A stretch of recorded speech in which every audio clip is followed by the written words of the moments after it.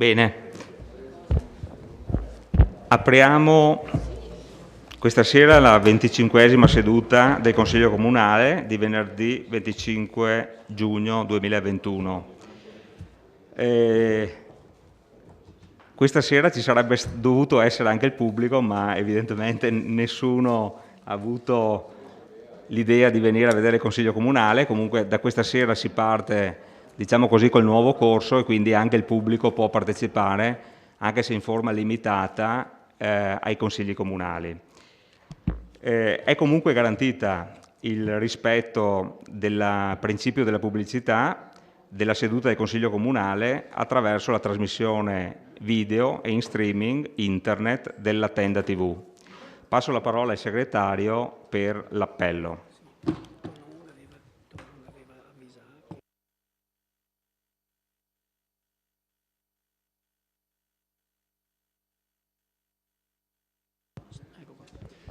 Buonasera. Bagliana Mirella. Casagrande Andrea. Darè Gianantonio. De Antoni Giulio. De Bastiani Alessandro Giuseppe. De Nardi Barbara. Dus Marco.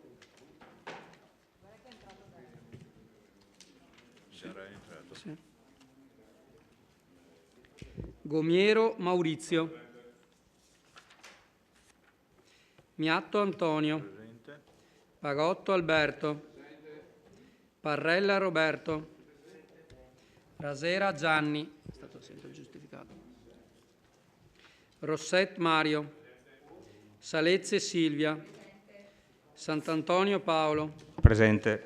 Tonon Roberto. Giustificato. Era giustificato. Sì. Assente giustificato. Varaschin Gianni. Bene.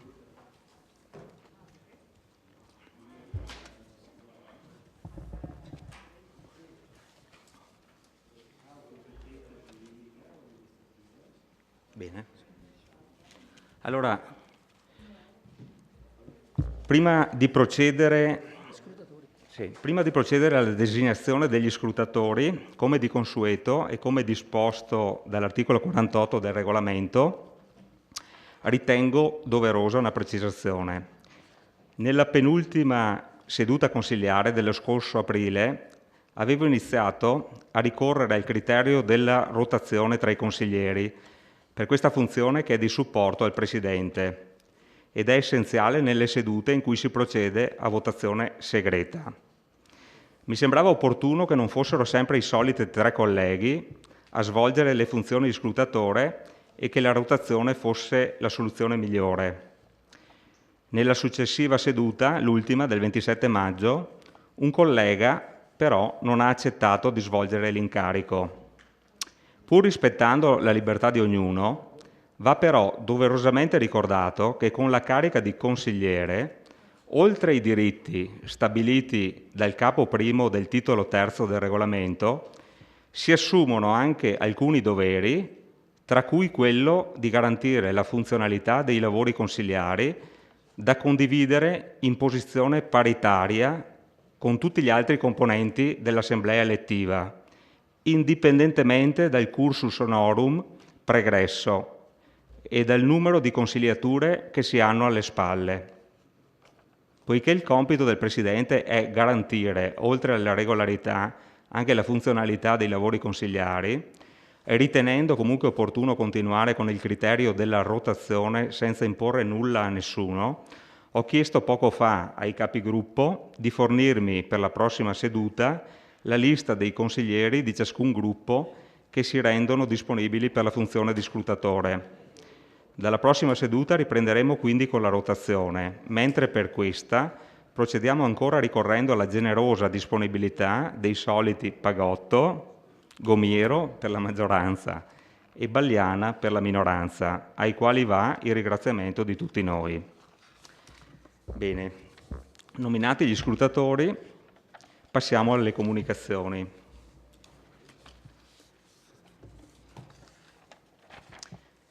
Eccoci qua. Allora, La prima comunicazione riguarda sopralluogo in biblioteca civica Villa Papadopoli. Tra gli argomenti sui quali il Comune sarà chiamato a decisioni impegnative, un posto di primaria importanza lo hanno certamente Villa Papadopoli, il suo parco, la rotonda e la biblioteca comunale, che dalla prima metà degli anni 70, ormai quasi 50 anni fa, è situata in quella che fu la pertinenza di servizio della villa. Accogliendo quindi anche i suggerimenti di alcuni colleghi, ho ritenuto che fosse non solo opportuno, ma anche doveroso un sopralluogo a queste strutture per verificarne lo stato, le condizioni attuali e i problemi, che soprattutto per la biblioteca non sono pochi. Proseguiremo in tal modo con quelle che ho definito visite sul campo e che di volta in volta si stanno rivelando uno strumento utilissimo per tutti noi in vista di una precisa e puntuale conoscenza dei principali problemi della città e che affrontiamo poi in aula. Ringrazio il Sindaco che ha dato piena disponibilità al sopralluogo e anticipo che venerdì 9 luglio, in orario pomeridiano, che verrà comunicato, procederemo al sopralluogo. Saranno presenti il dottor Gambarotto, responsabile della biblioteca comunale, e l'architetto Cristina Scalet, responsabile dell'ufficio patrimonio del Comune, ai quali va fin d'ora il più vivo ringraziamento per la disponibilità. Secondo comunicazione, che proviene dall'assessore Caldart. Questa sera, cari consiglieri, trovate sulla vostra postazione una mascherina speciale. Si tratta del primo prodotto del concorso annuale Stimulart Award previsto all'interno del progetto europeo Stimulart. Infatti, il progetto prevede per le 3 annualità un concorso per la produzione di un prodotto creativo. Il primo anno ha visto quindi un concorso rivolto agli studenti. Hanno partecipato oltre 200 studenti e si è aggiudicata il primo posto la studentessa Nora Pagot della scuola media da Ponte, con un'immagine tridimensionale rappresentativa della nostra città. Le prossime 2 edizioni saranno invece indirizzate a creativi professionisti. La mascherina vincitrice è poi stata realizzata dall'azienda ABS Group, eccellenza vittoriese e leader europeo per la stampa su tessuti. Le mascherine sono state consegnate ai dipendenti comunali che hanno rapporti con il pubblico, ai consiglieri comunali e agli amministratori. Vi prego quindi di indossarla perché possiamo fare una foto che verrà messa poi agli atti per la Commissione europea di valutazione del progetto. A Nora Pagot, a ABS Group e a tutti gli studenti che hanno partecipato al concorso vada il nostro plauso per l'impegno profuso. La finalità prima del progetto Stimulart è quella di far sì che la creatività e azienda tradizionale si interfaccino per una proficua collaborazione e crescita reciproca. Questo semplice oggetto ne è la prima dimostrazione concreta. Ultima comunicazione, prima durante la conferenza dei capigruppo, con i capigruppo abbiamo concordato di invertire i punti all'ordine, fare una piccola variazione ai punti dell'ordine del giorno, ovvero il punto 1 va al punto 3 e il punto 3 va al punto 1. Bene, possiamo aprire i lavori dell'ordine del giorno partendo quindi dal punto 3, ovvero... scusate, c'era una comunicazione da parte del Sindaco. Prego, Sindaco. Ormai è una tradizione. Buonasera a tutti, do i numeri ultimi dell'evoluzione della pandemia. Dall'ultima volta che ci siamo visti, la curva che era in netto decremento ha continuato a decrescere fino ad arrivare a 4 soli vittoriesi positivi. Poi c'è stato 15 giorni fa un incremento improvviso anche a salti dovuto a intere famiglie che si sono positivizzate. Da una settimana lentamente abbiamo ripreso a scendere. Questa mattina eravamo a quota 12, eravamo arrivati a 17. Questo è tutto.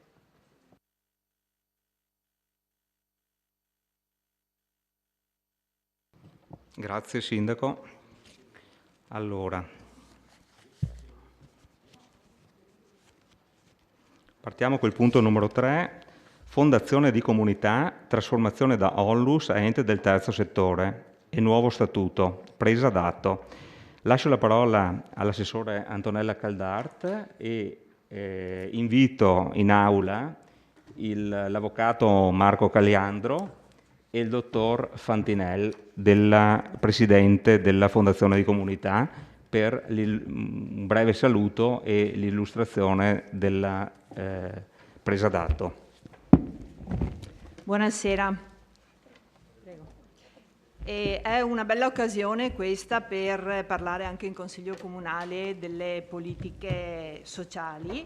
In modo particolare questa sera vorrei approfittare di questa occasione per fare un breve excursus sulla storia della Fondazione e capire perché arriviamo oggi a questa presa d'atto della sua trasformazione. Allora, la Fondazione di Comunità nasce da una intuizione presente, diciamo, nei piani di zona fin dal 2004, quindi ha una storia lunga, ed è stato quello un momento che senza dubbio ha anticipato un'evoluzione che sarebbe diventata poi strategica per le politiche sociali. Tant'è che oggi si parla proprio di welfare comunitario come un po' del tema che conduce, no? Che guida le politiche sociali. Quindi già nel 2004 nella nostra allora ULSS 7 i piani di zona hanno previsto questa progettualità trasversale per la costituzione della Fondazione. È stato quindi costituito un comitato per la Fondazione, per la costituzione della Fondazione, a cui il Comune di Vittorio Veneto nel 2005 ha aderito, tant'è che in questo comitato, che è stato poi costituito ufficialmente a dicembre 2005, in questo comitato sono entrati 5 comuni, appunto Vittorio insieme a Conegliano, Santa Lucia, Revine e San Vendemiano, oltre all'ULSS 7 e alla Banca del Credito e a Banca della Marca. E l'obiettivo del comitato era appunto quello di attivare la costituzione di una fondazione di comunità dei comuni che rappresentassero i comuni dell'intero allora appunto ULSS 7. Con quale finalità? Quella di migliorare genericamente, migliorare la qualità della vita della comunità locale, in modo particolare promuovendo la cultura della solidarietà sociale. Il concetto che sta alla base della Fondazione è proprio quello di far interagire pubblico e privato in modo da attivare tutte le energie, anche economiche ma non solo, che il territorio può esprimere, in una progettualità condivisa fin dall'inizio, di modo che sia molto più facile costituire questa partnership, finalizzandola alla realizzazione, all'attivazione di progetti sociali a favore di tutta la comunità. Quindi non si tratta di lavorare per singoli comuni, ma di lavorare trasversalmente in base alla progettualità. Bene, il comitato poi ha lavorato, il Comune di Vittorio nel 2006 con propria delibera ha aderito al progetto predisposto dalla conferenza dei sindaci dell'ULSET all'interno dei piani di zona, e è stato così costituito nel 2007 con atto notarile la Fondazione di Comunità della Sinistra Piave per la qualità della vita ONLUS.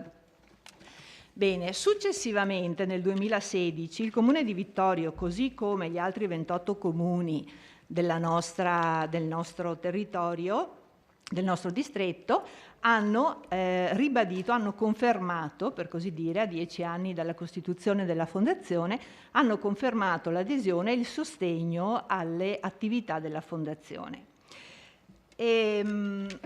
Che cosa succede poi? Negli anni la Fondazione lavora, abbiamo qui appunto il presidente uscente Fantinel, lavora con molte progettualità.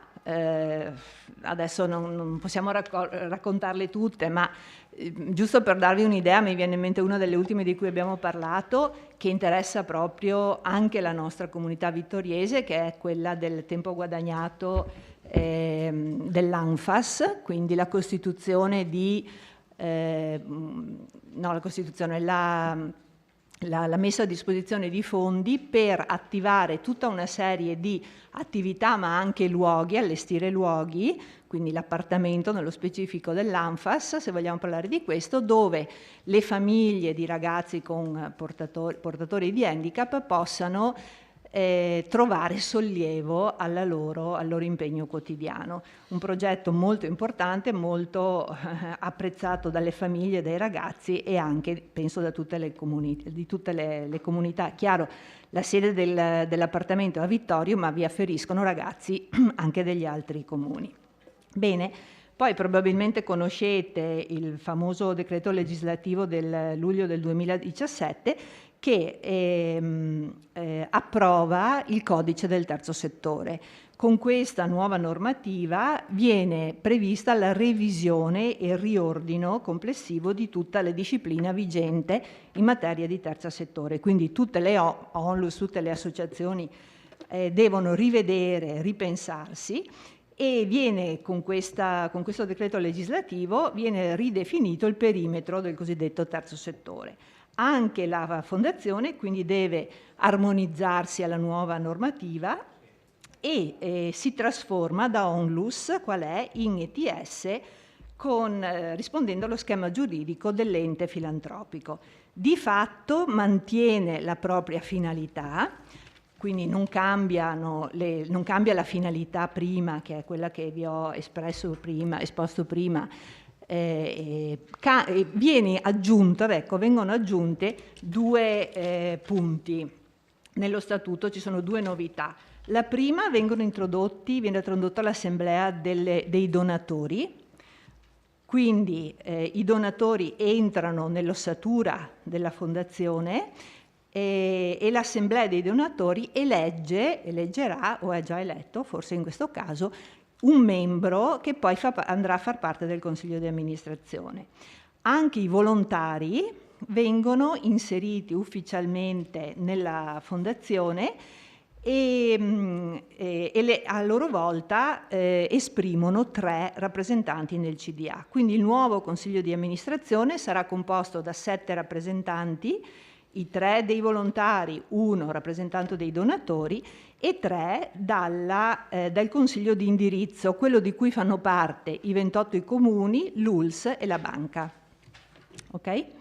Bene, allo stato dell'arte è che appunto il CDA precedente è andato dal notaio, adesso mi manca la data, sono andati dal notaio e si sono trasformati in fondazione ETS, quindi da ONLUS in ETS con questo nuovo statuto. Lo statuto acquisirà piena attuazione nel momento in cui la fondazione sarà inserita nel famoso RUNTS, che non è una parolaccia, ma è il Registro Unico Nazionale del Terzo Settore, che non è ancora stato attivato dal governo. Nel momento in cui verrà attivato vi entrerà a pieno titolo.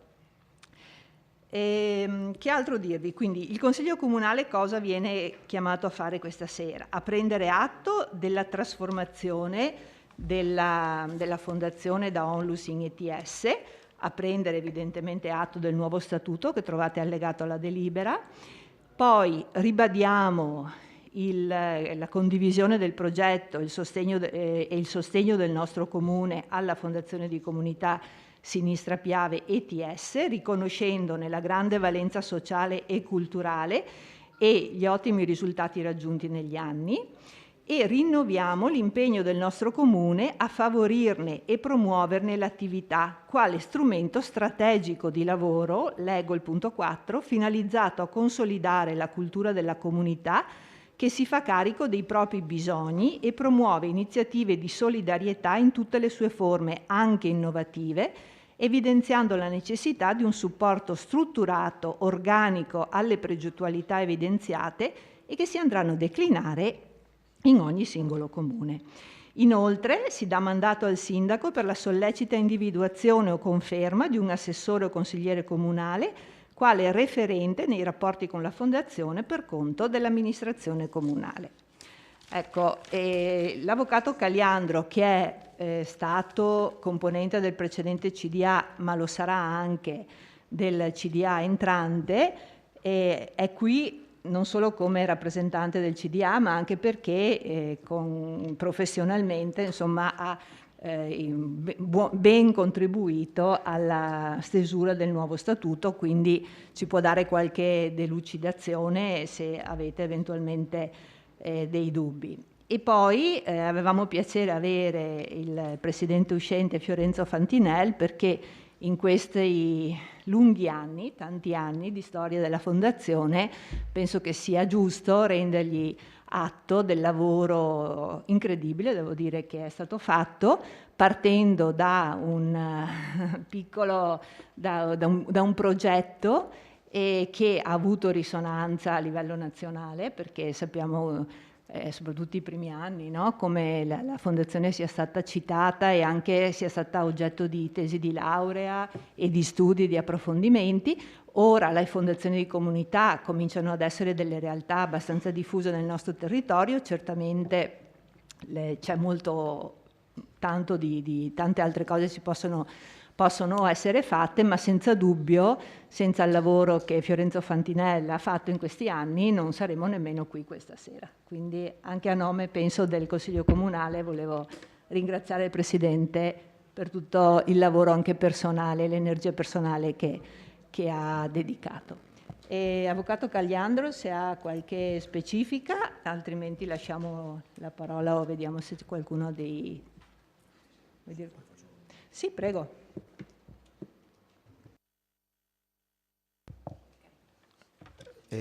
Buonasera a tutti, ringrazio il Sindaco, la Giunta, in particolare l'assessore Caldart, il segretario comunale e tutti i consiglieri per l'attenzione che ci dedicherete per questi pochi minuti, insomma in questa però per noi molto importante delibera. Solo due parole per dire che poi il Presidente Fantinelli eventualmente sarà molto più profondo del sottoscritto nella parte delle attività svolte dalla Fondazione, però abbiamo vissuto un momento fondamentale con la trasformazione, con la nuova legge sul terzo settore, che è diventata una parte, direi, fondamentale del tessuto comunitario. E quindi anche la Fondazione ha dovuto, e in questo caso positivamente, adeguarsi, perché la normativa sulle onlus è stata abrogata e di conseguenza era necessario scegliere una strada. E abbiamo scelto la strada di diventare e rimanere quindi nel contesto degli enti del terzo settore, con uno sguardo e una particolare connotazione, quella degli enti filantropici. Gli enti filantropici sono quelli che hanno la principale funzione di raccogliere nel territorio i fondi, che poi determinano, insomma, il patrimonio che la Fondazione mette a favore della comunità, nei progetti di rete e in tutto ciò che riguarda ovviamente il territorio composto dai 28 comuni dell'ex UL7, attuale azienda ULS 2. Abbiamo adottato questo modello organizzativo anche andando a modificare alcuni assetti, appunto come quello della nomina del Consiglio di amministrazione, che è appunto il punto fondamentale che poi a breve andremo a discutere nell'apposito consesso.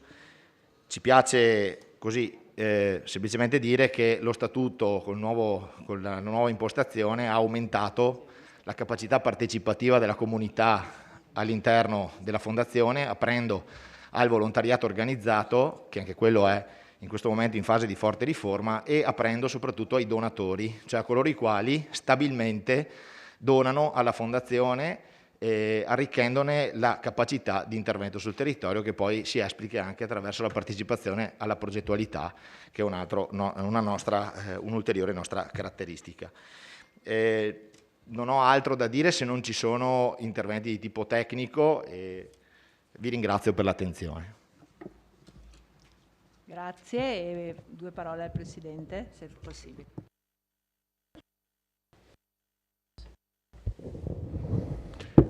Buonasera, anch'io rinnovo i ringraziamenti alla Giunta, al Sindaco, al Presidente del Consiglio e al Segretario Comunale, nonché a Antonella Caldart per la vicinanza rispetto alla Fondazione. Lei, devo dire che ha citato in maniera così compiuta e precisa tutto l'iter della Fondazione, che a me resta soltanto il compito di dirvi un paio di cose molto veloci. Torno volentieri a Vittorio Veneto perché per certi versi a Vittorio, anche per esempio 4 anni fa, scusate, con l'Istituto Munari, abbiamo celebrato il nuovo design del nostro cesto di noci, che è forse il più conosciuto. Spesso mi capita nelle scuole, nelle assemblee, nelle università di parlare della fondazione, magari tanti non la conoscono, ma se parliamo di noci magari così lo sguardo diventa molto più attento. Così come posso rammaricarmi, ma non è certo colpa dei consigli comunali tutti i 28 della cosiddetta Sinistra Piave, se tanti consiglieri comunali stessi non conoscono la fondazione di comunità. È sicuramente un torto che ha la fondazione e il suo presidente. Abbiamo cercato sempre di attivare processi di comunicazione che siano sempre più efficaci affinché il concetto di fondazione, che voglio ricordare, diceva bene l'Antonella, ci sono diverse realtà che si chiamano fondazioni in Italia, ma per caratteristiche compositive vorrei chiedervi un 30 secondi di attenzione. Dimenticatevi la classica associazione, peraltro tutte lodevolissime sul piano dell'impegno e della profusione dello stesso per cercare di portare tanto circuito positivo all'interno della nostra comunità, perché la fondazione, per caratteristiche compositive, dicevo, è una realtà unica nel panorama italiano. Viene celebrata nelle università, nelle scuole di vario tipo e ordine, e noi dobbiamo anche un po' correre perché cerchiamo di stabilire questi contatti affinché, ripeto, non si rimanga gli unici in Italia. Purtroppo attivare questi processi dove ci sono 28 comuni, nel caso di specie un credito cooperativo e l'azienda sanitaria, è molto complesso, e poi la gestione, come diceva giustamente la dottoressa Caldart, non è sicuramente facile, considerato che noi siamo tutti volontari e lo stesso avvocato Cagliandro, solo per questa fase che è di tipo giuridico, amministrativo, ma complessa perché rappresenta in qualche modo le fondamenta della fondazione, ha davvero dedicato molto tempo assieme ad altri volontari. Ripeto, ritorno volentieri a Vittorio perché per esempio ho avuto anche come presidente della conferenza Tony Darè, allora si chiamava Conferenza dei Sindaci, e proprio perché anche da questo punto di vista questa sera Vittorio Veneto è il primo consiglio comunale che attiva questa presa d'atto, e questo per me è un piacere perché l'ha ricordato sempre Antonella Caldart, Vittorio assieme a Santa Lucia, San Demiano, Revine e Conegliano è tra i comuni che hanno di fatto attivato nel 2007 l'apertura presso lo studio notaio Ferretto, l'apertura ufficiale della fondazione di comunità. Finisco dicendo che sarà nostro compito, qualsiasi sia e qualsiasi sarà di fatto il nostro non solo impegno ma il nostro ruolo all'interno della fondazione, di stabilire contatti ancor più precisi con le amministrazioni comunali, per i quali il nostro lavoro è determinante, ma è molto più determinante la volontà delle singole amministrazioni, perché il governo dal punto di vista socio-economico, politico dei nostri territori passa attraverso anche un processo lungimirante dei nostri amministratori. La fondazione può essere circuito valido, importante, interessante per recuperare sì risorse economiche, ma soprattutto per generare prospettive culturali che avvicinano il cittadino, qualsiasi esso sia, a una logica di partecipazione dei bisogni che ha la nostra e le nostre comunità. Quindi io vi ringrazio per questa opportunità, non so se ci sono domande ovviamente, ma cercheremo nel proseguio dell'attività della Fondazione di ristabilire quei contatti che purtroppo, per i motivi che sappiamo, ci hanno in qualche modo inibito, ma non ci hanno in qualche modo, per dirla tutta, scalfito in termini di buona volontà. Cercheremo di riproporre anche, purtroppo, a seguito di questa epidemia, migliori risorse fisiche e intellettuali, ne abbiamo tante, mi riferisco a tutte le persone che collaborano e sono vicine alla Fondazione Comunità, per stringerci intorno ai nostri comuni e creare nuovi processi di welfare, che non vuol dire dare il soldo al poverello, vuol dire, se possibile, dargli la canna da pesca. Grazie a questo Consiglio e buon lavoro. Grazie, dottor Fantinelli. Ringrazio l'Avvocato Cagliandro e direi di aprire la discussione. Prego, consiglieri, se volete prenotarvi.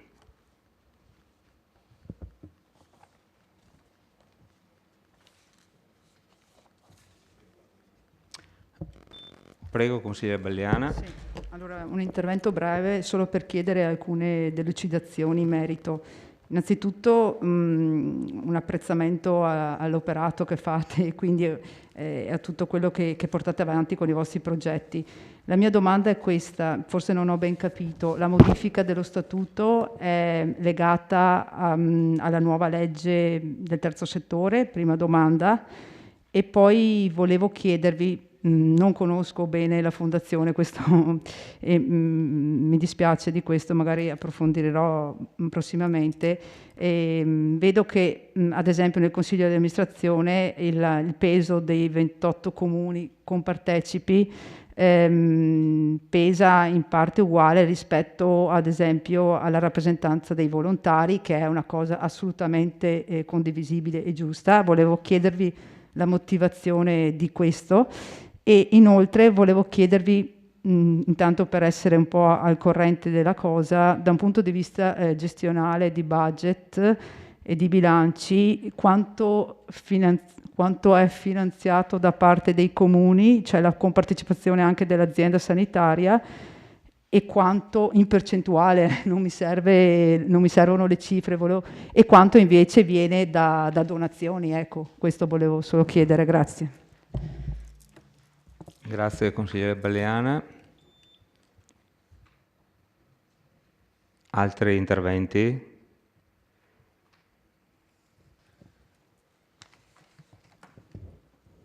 Se non ci sono altre prenotazioni, magari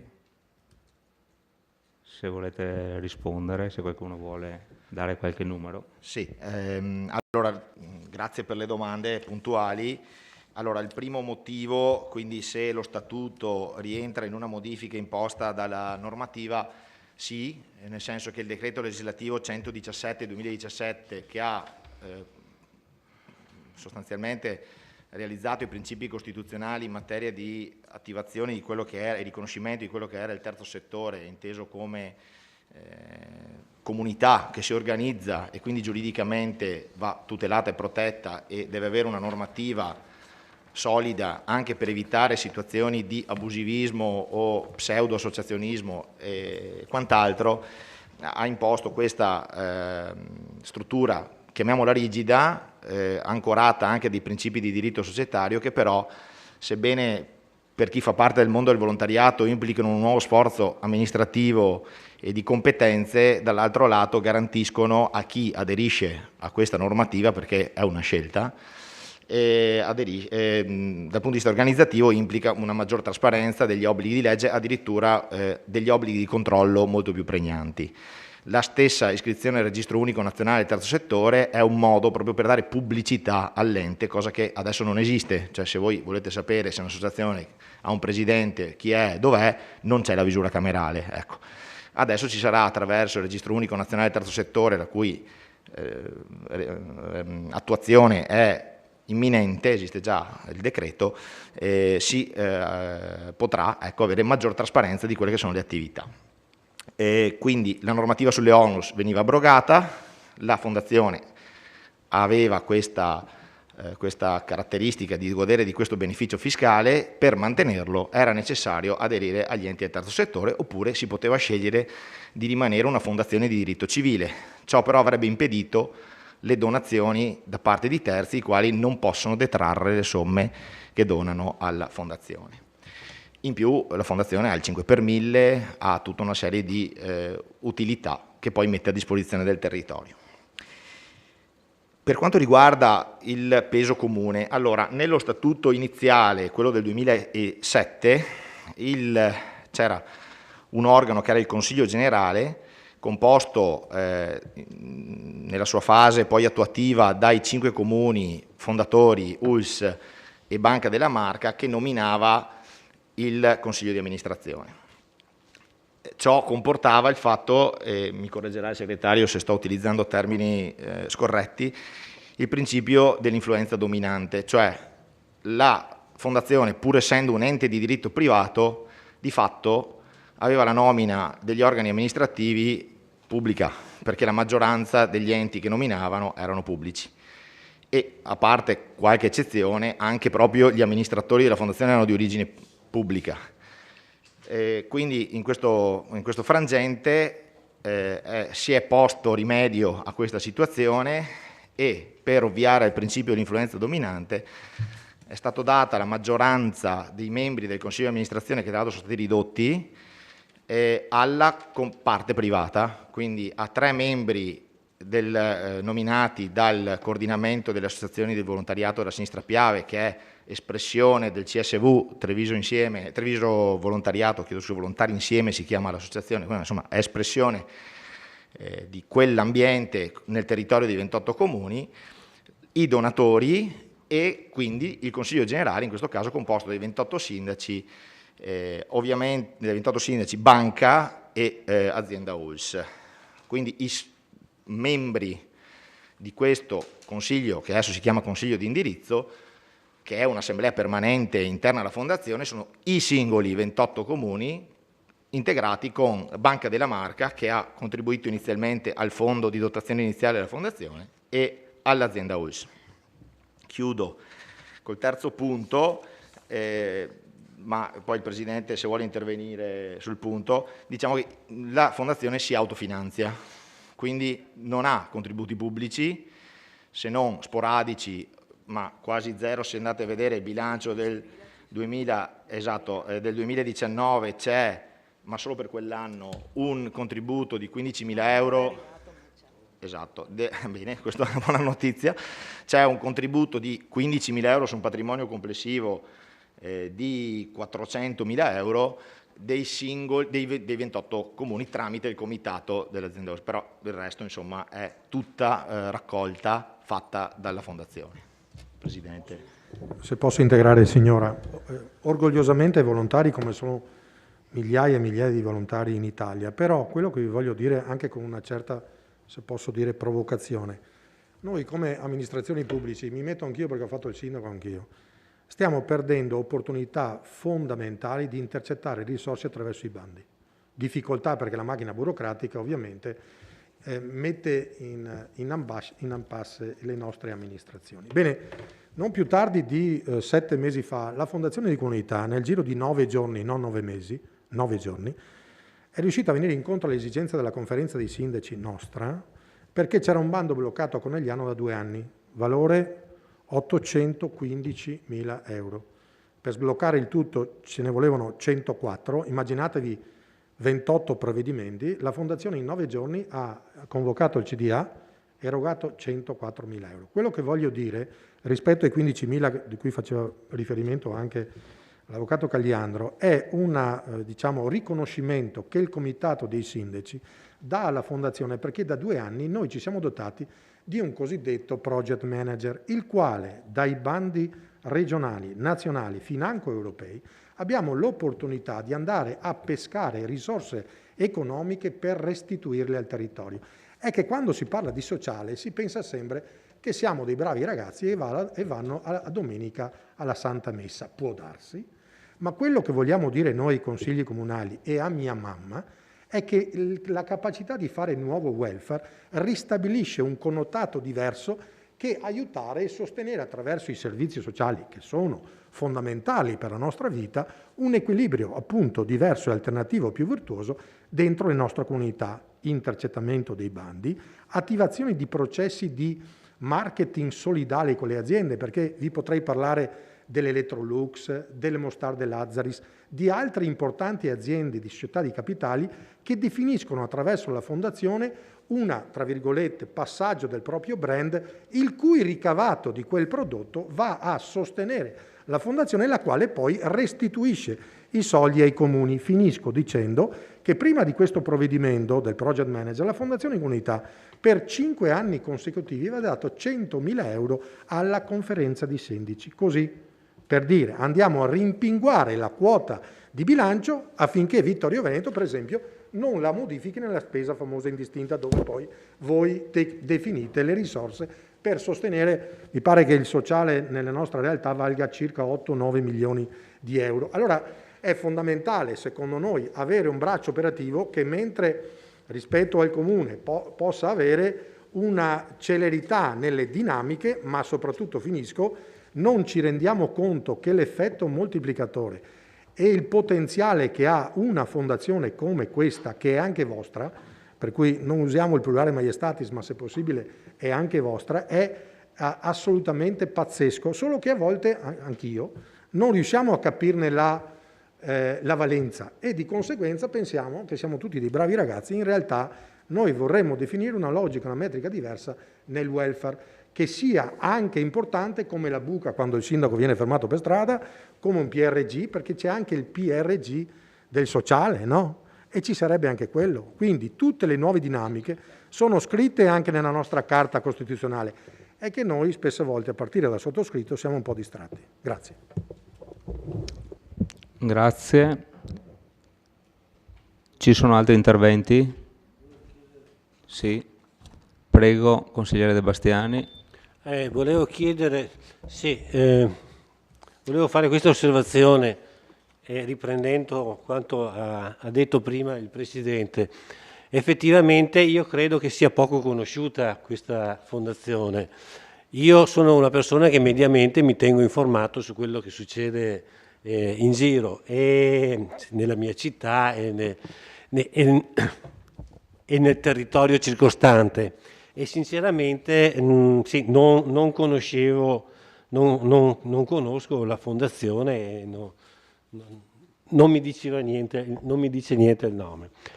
Volevo capire se per esempio la fondazione ha l'obbligo di pubblicazione dei bilanci e quindi se sono pubblicati e se sono accessibili a tutti, visto che, come diceva il Presidente, è un patrimonio di tutti.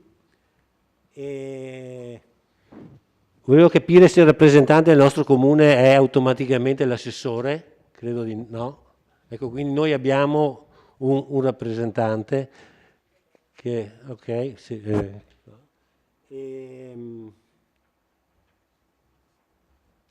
sì. Poi sinceramente sono un po' imbarazzato a votare, no? Cioè, a sottoscrivere la dichiarazione che degli straordinari risultati raggiunti negli anni, ma per il semplice fatto che non li conosco. Si torna al discorso di prima, insomma, quindi diciamo che il mio intervento è per auspicare una maggiore divulgazione, una maggiore conoscenza della fondazione, non vuole essere una critica. Certo. Grazie. Sì, consigliere De Bastiani, un attimo, prego. Altri interventi o se no facciamo rispondere subito al... Prego, dottor Fantinelli. Sì, il consigliere De Bastiani mi sta tirando giustamente per la giacchetta, un po' mi viene la riminiscenza politica di quando anch'io calcavo il Consiglio Comunale. Se non vado errato, lei era presente nel Consiglio dove avete votato la delibera, consigliere De Bastiani, nella quale c'era l'approvazione affinché le amministrazioni comunali si adottassero in tutti i modi per partecipare al circuito della Fondazione Comunità.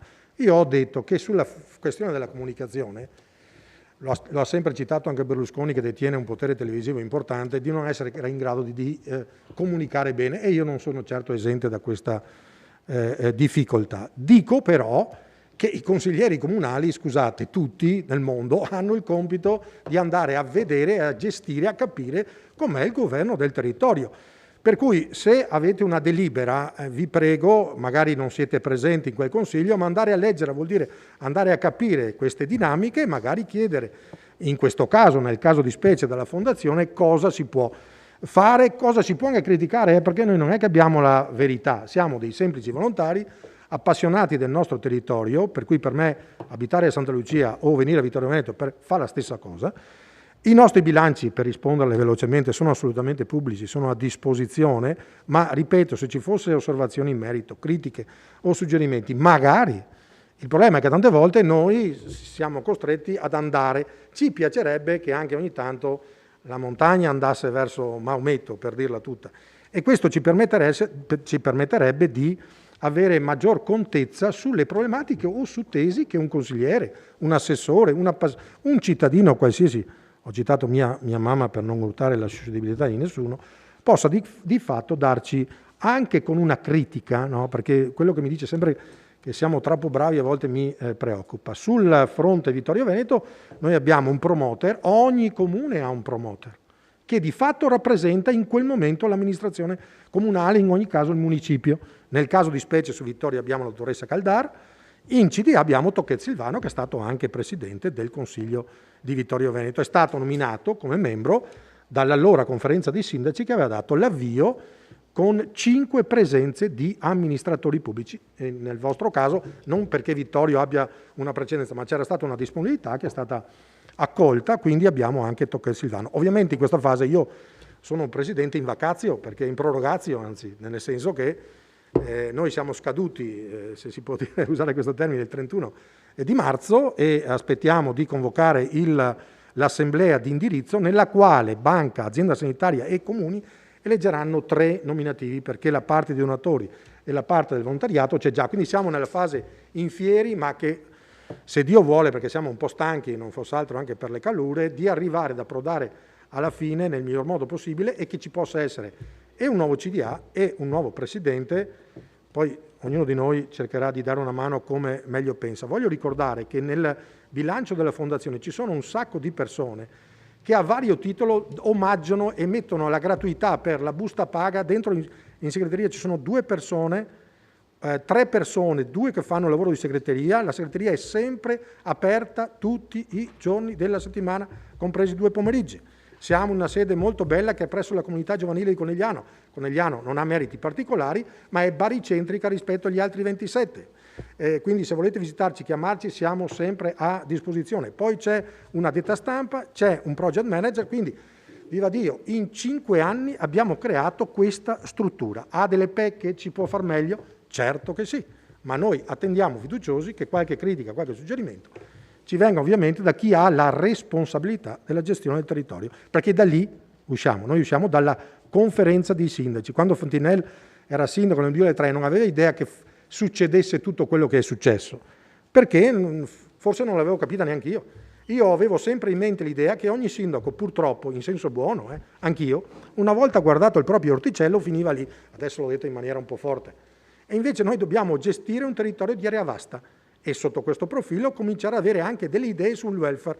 Bene tutti i progetti che possono contraddistinguere il cammino di un'amministrazione comunale, bene anche secondo noi gestire forse meglio il welfare di quando abbiamo fatto, ce lo dice sempre, per esempio, l'articolo 118 della Carta Costituzionale quando parla di principio sussidiario.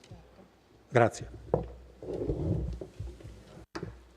Grazie, dottor Fantinel. Consigliere Denardi, prego. Sì, buonasera a tutti. Volevo spezzare una lancia a favore del Presidente Fantinel, perché sembra sempre che cadiamo dal mondo delle nuvole, le robe non le dice mai niente a nessuno. Io non ho saltato moltissimi consigli comunali nel precedente mandato, ne ho saltati qualcuno quando ho partorito, e quando avevo appena partorito uno dei pochi consigli comunali che ho saltato, me lo ricordo bene perché è uno dei pochi che ho guardato da casa, è quello nel quale il Presidente Fantinel è venuto qui in Consiglio Comunale e quasi metà di quel Consiglio Comunale, era l'aprile del 2016, è stato dedicato proprio alla Fondazione di Comunità. E se non ricordo male, quella stessa sera, Alda Ponte, era stato fatto prima, ma il Presidente sicuramente si ricorda meglio di me, la serata di restituzione della Fondazione di Comunità alla comunità territoriale, diciamo, in senso più ampio.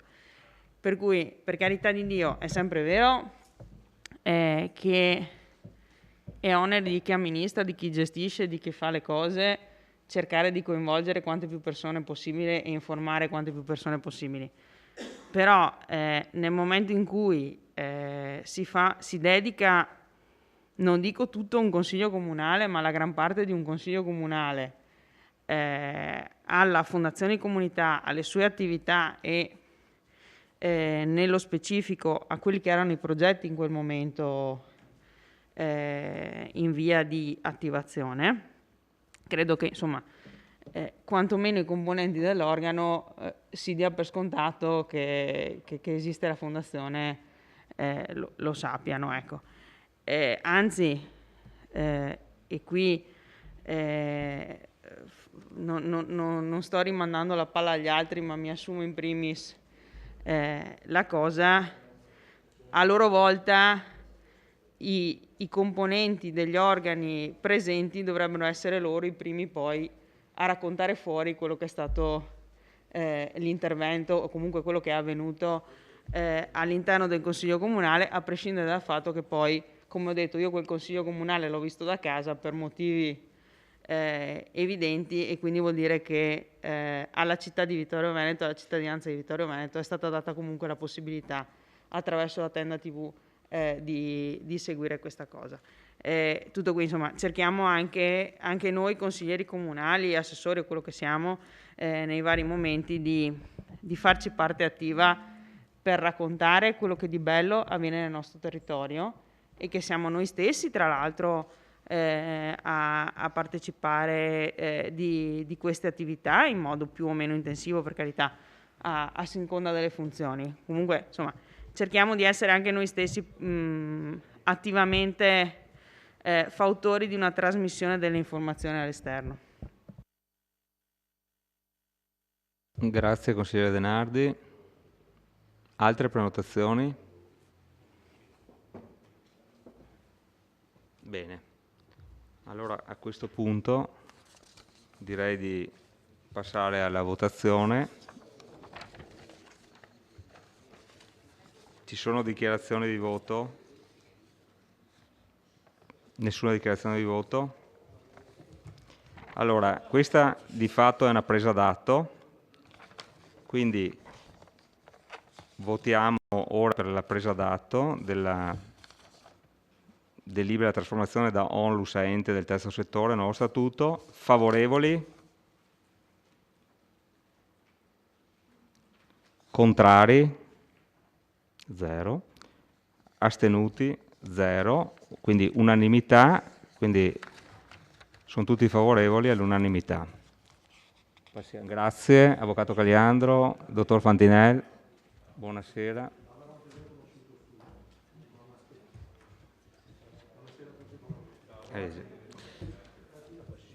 Passiamo al punto numero 2 dell'ordine del giorno,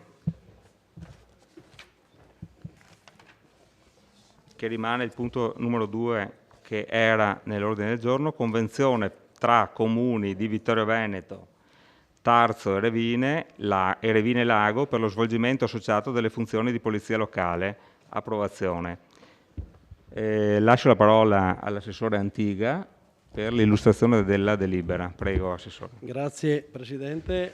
Andiamo ad approvare una delibera che per la verità è una proroga sostanzialmente della convenzione che abbiamo in atto con i due comuni contermine che per il decreto legislativo del 2010 gli ha fatto obbligo di associarsi in una funzione fondamentale, qual è nel nostro caso la polizia locale.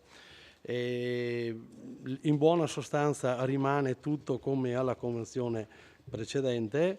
Il servizio, per quel che riguarda gli anni che sono trascorsi, si è rilevato proficuo anche per il territorio di Vittorio Veneto, perché avendo una visione più ampia del territorio che arriva a Revine e va anche a Tarzo, c'è la possibilità di controllare magari anche meglio quel che è il nostro territorio, non solo per quel che riguarda la polizia locale, quindi uomo sul campo, ma anche a livello di videosorveglianza che in maniera unitaria da Vittorio Veneto viene gestita.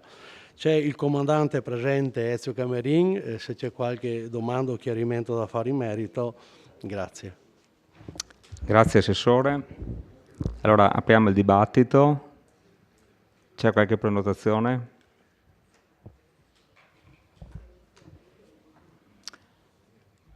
Consigliere De Antoni, prego. Solo per un chiarimento rispetto a quello che ha detto l'assessore. Ho capito male o ha detto che c'è in base a una legge l'obbligatorietà? No. No, non c'è scritto per i comuni fino a 5.000 abitanti. Sì, ma per il nostro comune non c'è l'obbligo di fare questa convenzione. È corretto? Cioè è d'obbligo forse per Tarzo e Revine. Tarzo non so quanti abitanti abbia, Revine sicuramente non ne ha 5.000, quindi siccome lei ha detto che c'è l'obbligo di fare questa convenzione, ma solo per i comuni sotto i 5.000 abitanti, quindi la volontà del comune di Vittorio è quella di partecipare a questa convenzione per una serie di motivi che sono anche illustrati nella delibera. Conferma? Ok. Ok. Continuo l'intervento allora, visto che ho la risposta.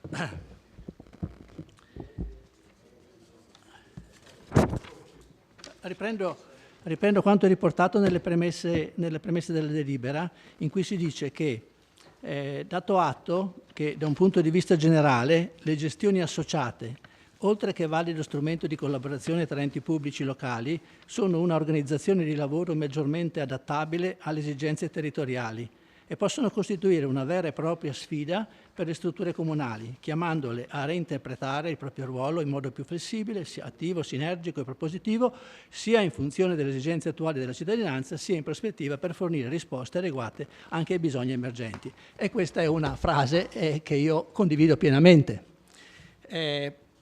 Purtroppo diciamo, non mi sembra che come amministrazione abbiamo perseguito questa strada per altri tipi di funzioni. O meglio, vabbè, c'era in piedi l'associazione con il Comune di Tarzo per i servizi sociali, è stata diciamo, interrotta lo scorso anno. E su questo tema in più consigli comunali, anche il Collegio dei Revisori ha sollecitato l'amministrazione.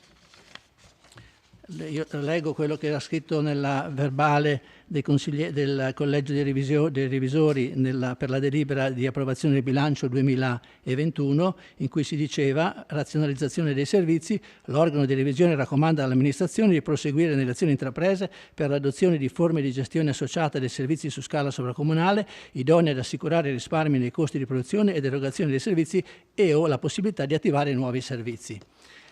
Quindi l'occasione nella condividere diciamo, l'attività che è stata svolta e la proposta che viene fatta di proseguire nella convenzione con i due comuni per i servizi di polizia locale, da parte mia c'è l'invito all'amministrazione di verificare altre opportunità perché effettivamente l'adozione diciamo, di queste forme di gestione dei servizi su scala sovracomunale sicuramente garantisce dei risparmi nei costi di produzione e migliora anche il tipo di attività che può essere fatta. E io credo che il fatto di contare su, dico numeri per dire, insomma 10 agenti a Vittorio, 3 a Revine e 2 a Tarzo, viceversa non ha importanza, e invece metterli assieme e gestirli in maniera adeguata sia sicuramente un'azione che migliora la qualità del servizio, se non altro per il fatto che possono intervenire anche in sostituzione di eventuali carenze in un comune o nell'altro, quando in quei comuni più piccoli il numero degli agenti è minore. Ma questo modo diciamo, di svolgere i servizi in maniera associata potrebbe essere un modo anche per favorire il ruolo della nostra città come punto di riferimento non solo nel campo della polizia locale, ma anche con riferimento agli istituti scolastici, in cui diciamo, noi ospitiamo e diamo come dire, risposte a studenti che arrivano da tanti altri comuni, ma anche per le attività, gli eventi sportivi e culturali, per gli esercizi commerciali. Cioè, secondo me, Vittorio Veneto deve riprendere con forza quel ruolo che aveva nel passato di comune di riferimento anche per i comuni che sono intorno, e quindi per riprendere un po' quella definizione di città di Vittorio Veneto, che non solo svolge servizi per la propria popolazione, ma allarga il suo braccio d'azione anche negli altri comuni, con lo scopo sia di migliorare dal punto di vista della qualità il servizio che viene dato, sia di venire incontro ai comuni limitrofi che sono più in difficoltà, quando la legge tra l'altro prevede che sotto i 5.000 abitanti, non per niente dice sotto i 5.000 abitanti, vi obblighiamo a fare la convenzione per associare questo servizio, ma anche per diventare un po' punto di riferimento per tutta una serie di altre attività e svolgere quel ruolo che Vittorio Veneto aveva nel passato e che può riprendere. Quindi la mia, nell'affermare insomma che questa delibera, dare il voto favorevole a questa delibera, vi invito l'amministrazione a tenere conto di questi aspetti e a verificare la possibilità di estendere questa attività di servizi associati anche ad altre funzioni. Grazie, consigliere De Antoni.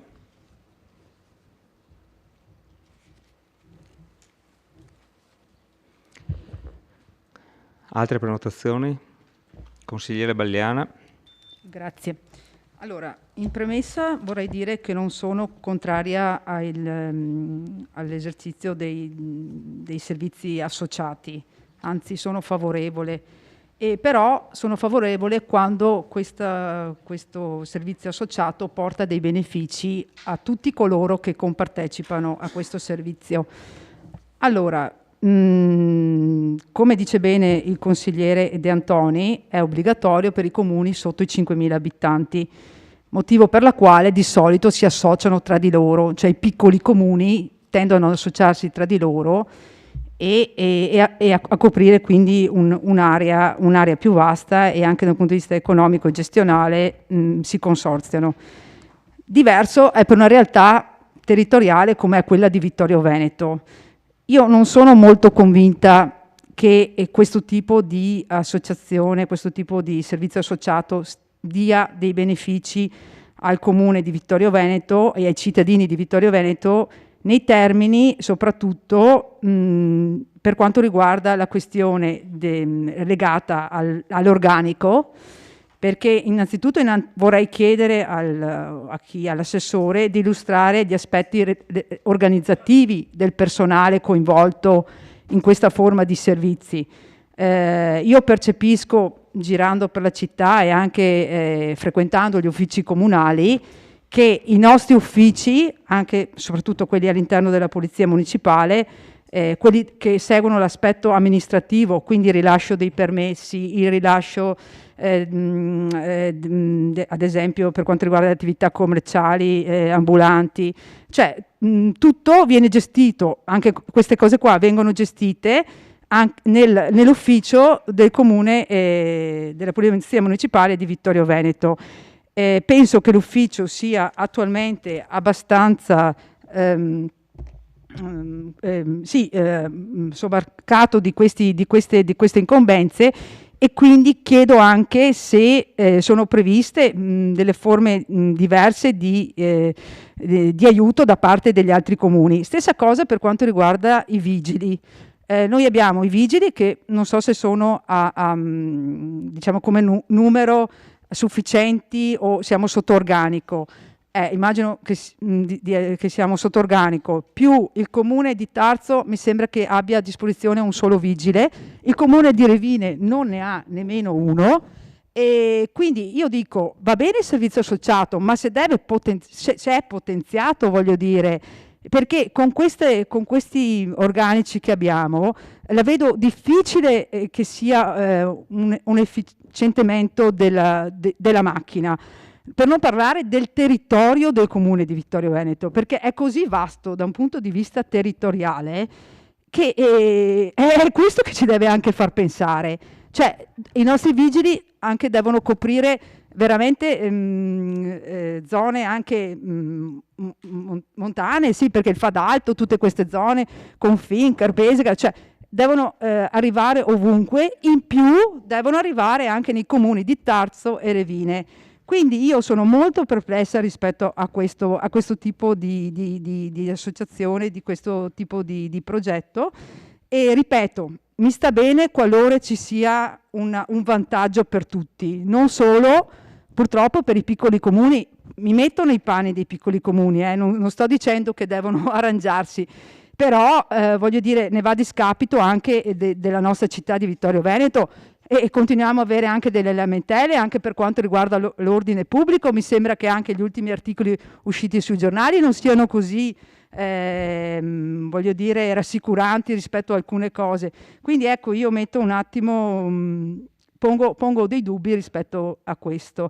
Grazie se potete dare la risposta rispetto all'organizzazione del personale. Grazie, dell'organico.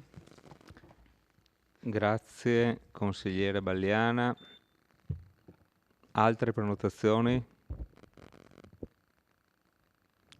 Consigliere Rosset, prego. Grazie Presidente, buonasera a tutti.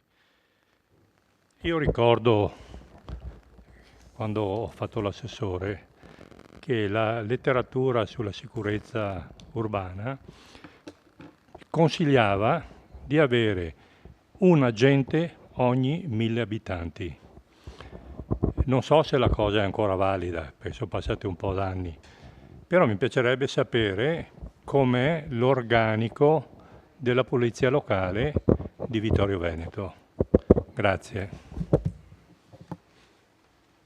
Grazie, consigliere Rossetta. Altre prenotazioni? Consigliere Gomiero, prego. Buonasera. Ne abbiamo discusso parecchio in commissione l'altra sera con De Bastiani e chi era presente. Questo servizio è essenziale non per il comune di Vittorio Veneto, ma penso per Revine e Tarso, e pur essendo rifavorevoli a concentrare o allargare il territorio di controllo da parte della polizia urbana e di vari servizi per il know-how che ha il comune di Vittorio Veneto, perché i vigili urbani non solo accudiscono il territorio, regolano la viabilità nei vari territori, ci sono problemi dappertutto anche nei piccoli comuni, ma anche a livello urbanistico dei negozi, tutte le cose lì, e anche mi sembra a livello consigli comunali. Se non ci sono vigili nei comuni deve intervenire il nostro comandante per validare determini o roba nei vari comuni. Il problema di fondo è capire cosa ci rientra a noi. Noi siamo favorevoli a fare tutto questo, ma Roma che dice ai piccoli associatevi, ci associamo con chi? Tarso non ce n'ha, e quello di Revine mi sembra che sia a 16 ore, non è neanche di Tarso, non è neanche a 36 ore. E poi è aperto una volta a settimana lo spostello. Per loro c'è un po' di difficoltà a venire a Vittorio Veneto, però non c'è alternativa, perché sennò, come abbiamo discusso in commissione, i piccoli comuni non riusciranno più a dare servizi, perché non so se anticipo il comandante o l'assessore, ci dice il comandante 8 persone ci sono dentro per svolgere tutti i lavori di servizio, 8 persone ci sono fuori nei vari turni, siamo sotto organico di 6 persone, quindi avrei piacere, prima di finire questo mandato qua, di avere la possibilità di andare a regime con i vigili urbani, o il comune si attivi per assumere delle persone di Vittorio Veneto che non siano vigili urbani per fare il lavoro di ufficio, perché ormai il lavoro dei vigili urbani è relativo a quello stradale, seppur con una rete enorme, con un sacco di problemi, ne abbiamo discusso di problemi che abbiamo avuto a San Giacomo, con patenti rilasciate anche con troppa leggerezza, perché poi incidenti succedono, ma soprattutto per la burocrazia, porti d'armi, passaporti, passano tutti di là. Quindi andiamo a aumentare, seppur di comuni piccoli, perché Tarso fa 2008-3000, Revine cioè Tarso ne fa poco meno di 5000, Revine ne fa 2008, quindi sono comuni molto piccoli, o se no bisognerebbe fare un comune unico, non avere un ufficio parallelo là e concentrare, come si è detto, però poi diventa un campanilismo assoluto, che Vittorio Veneto vada a comandare a Tarso o vada a comandare a Revine, non succederà mai, questo verrà da solo, perché se poi lo Stato non trasferisce agli enti locali i soldi per poter tenere in piedi uffici economi, per tenere in piedi polizia urbana e via dicendo. Quindi va bene tutto questo, va bene quello che abbiamo discusso in commissione, ma va bene che anche da parte dello Stato, va bene quei 20.000 euro che ci danno, che abbiamo detto, se calcoliamo le ore che il Comune di Vittorio Veneto impegna nella parte della polizia urbana e di tutti i servizi competenti a 30-40 euro l'ora, ci danno 20.000 euro l'anno, non paghiamo neanche una persona. Sì, abbiamo uno più di supporto, ma quando accudisce il suo territorio o va solo in giro per fare pubblico ufficiale, per vedere chi va, chi viene nei vari comuni su e giù, penso che se è solo il nostro operatore che abbiamo qui, che ho visto che è la sempre persona, è in giro mattina, sera, giorno e notte, sabato e domenica, se vuole fare tutti, se no passerà quando passerà per le case. Quindi sì, va bene tutto questo, sì, va bene integrare tutto questo, ma spero che anche il sindaco o chi è competente in questi settori chieda un ritorno economico o la possibilità di avere persone per svolgere tutti questi servizi qua. Altrimenti, come dice la consigliera Bagliana, deficit Vittorio Veneto per dare una mano agli altri comuni, però quando vai là non trovi lo sportello aperto, devi aspettare un sacco di tempo, ma ti dici da dove viene tutta sta gente qua? Non viene da Vittorio Veneto, viene dai comuni limitrofi che ha esigenze o di una multa o di lamentele e fan capo tutti a qua, perché poi lo sportello di Tarso è aperto, mi sembra, una volta alla settimana, il mercoledì, quindi tutti gli altri giorni fa capo a Vittorio Veneto. Grazie. Grazie, consigliere Gomiero. Altre prenotazioni? Non ce ne sono. Allora lascerei la parola eventualmente o all'assessore o Sì, sì. al... Prego, Due assessore. parole prima di lasciare al comandante e poi penso anche all'assessore Galdar del personale, che anche lei sicuramente ha qualcosa da dire.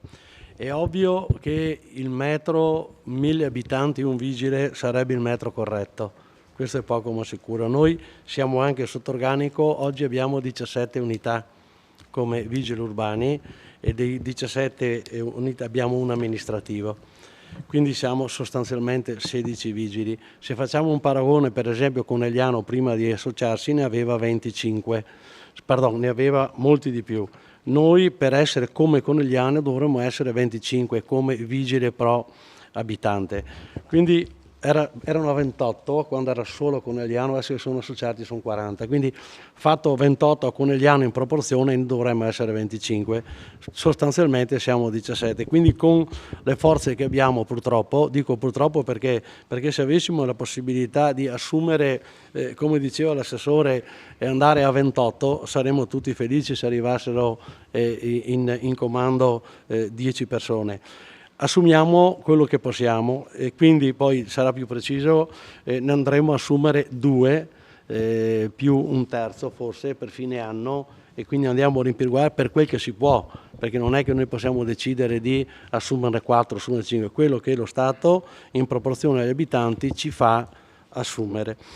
Ovvio che i vigili urbani sono sempre pochi e nel territorio anche ci sono delle anomalie, per esempio diceva il consigliere Bagliana, che conosciamo tutti, però queste anomalie non è che ai vigili urbani, come si può dire, le vengano raccontate. Sono partecipe, ci sono stato anch'io un paio di volte in prefettura per discutere dei problemi che ci sono, qui i carabinieri, c'è un continuo dialogare con i carabinieri, anche se poi magari, come si dice, non è che si fa tramite giornale, ma il comandante è sempre in contatto per cercare di quantomeno controllare quello che succede nel territorio.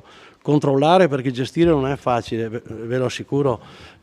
Potenzialmente quando avevamo la, tra virgolette, baby gang che stava proprio sotto il comando e che tutti si lamentavano, per il comando era qualcosa di positivo, perché quantomeno riuscivamo a controllare facilmente, e da qui i movimenti poi siamo riusciti a capire anche altro, e poi quello sia passo su tutti i giornali, sono intervenuti i carabinieri, hanno fatto quel che hanno fatto anche degli arresti, quindi cercare di contenere sicuramente una cosa importante.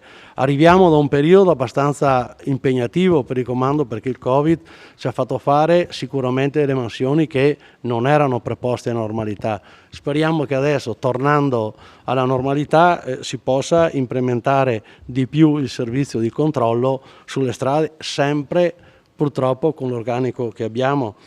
Gli orari sono quel che sono, quindi il comandante fa sempre il conto di ma quelle sono le ore che noi possiamo disporre. Premiamo, adesso cercheremo di premiare un po' più le ore serali, ma ovviamente col personale che abbiamo, premiando le ore serali, andremo magari a mancare qualche ora nell'ora diurna, però dobbiamo comunque scegliere se fare questo e quello. Ovvio che l'associato, dicevo Antoni, è una soluzione giusta anche per tante cose. Come ho visto, la protezione civile l'abbiamo fatta con tutti i comuni nella comunità montana, ci ha messo il regista di tutti i comuni per cercare di ottimizzare al meglio e che ognuno porti proprio la sua conoscenza. Se ne sono altre siamo qua volentieri a cogliere. Prego il comandante se vuol dire qualcosa. Prego comandante. Buonasera a tutti. Cerco di rispondere alle osservazioni che sono state presentate. Il problema dell'organico, come accennava l'assessore, in questo momento noi abbiamo 16 appartenenti alla polizia locale, 3 ufficiali, di cui uno prossimo al pensionamento, e i rimanenti sono agenti, mancando nella normativa nazionale la previsione dei sottufficiali che sarebbero molto utili per gestire il servizio. E tra questi agenti uno è dipendente del comune di Tarzo e svolge il servizio in comando a Vittorio Veneto. quindi funzionalmente dipende dal comando di Vittorio Veneto, mentre per quanto riguarda gli aspetti giuridici e di retribuzione dal comune di Tarzo. Il territorio è vero che è vasto, è vero che siamo in pochi e purtroppo molto spesso siamo costretti a rispondere alle sollecitazioni della cittadinanza e per questo intendo alle richieste di intervento dirette, puntuali che arrivano durante la giornata e spesso salta la programmazione dei servizi proprio perché non abbiamo un numero sufficiente di persone. Non credo che operare per conto nostro con questo organico cambierebbe sostanzialmente la questione, perché comunque il comune più impegnativo e più vasto territorialmente rimane il comune di Vittorio Veneto. Come viene utilizzato il personale? Noi ormai abbiamo un'esperienza di funzione associata risalente a 8 anni fa, quindi abbiamo 8 anni di funzione associata, prima 3 anni con il comune di Tarzo e successivi 5 compreso anche il comune di Revine-Lago. Nel momento in cui è stata prospettata questa associazione di funzioni, la cosa che io ho chiesto agli amministratori è di avere la libertà di gestire il personale in base alle esigenze che emergevano quotidianamente dal territorio, quotidianamente oppure in tempi più ampi. E questa è stata la soluzione a mio avviso vincente, in quanto continua a funzionare l'associazione e consente di gestire in maniera più efficace possibile le risorse, nel senso che se oggi abbiamo bisogno perché c'è un evento particolare, perché è successo un imprevisto, perché c'è una situazione da controllare a Tarzo, andiamo a Tarzo. Mentre se domani o per una settimana a Tarzo non emergono situazioni rilevanti, concentriamo il personale dove queste invece si stanno manifestando. Purtroppo il personale che lavora in ufficio svolge funzioni di polizia, quindi è difficilissimo sostituire un agente che lavora in ufficio con un amministrativo. Noi abbiamo un amministrativo che svolge gran parte delle funzioni amministrative del comando e alle volte siamo costretti a usufruire della sua collaborazione anche per rispondere allo sportello, per accogliere il pubblico che viene al comando. Però devo dire che le persone, i cittadini che si rivolgono al comando si attendono di incontrare una persona in divisa.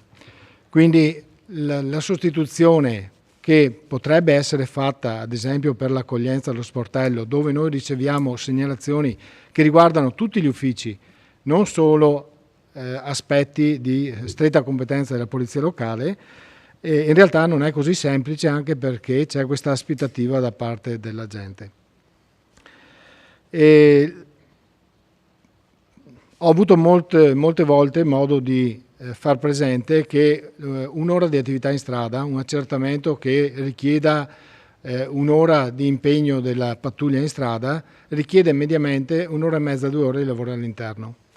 Quindi non solo le persone che sono in ufficio lavorano in sinergia con le pattuglie esterne, ma molto spesso le pattuglie esterne devono completare rapporti sottraendo tempo alla vigilanza del territorio. Quindi sicuramente sarebbe auspicabile quel mitologico rapporto di 1 a 1000 che non abbiamo mai sfiorato.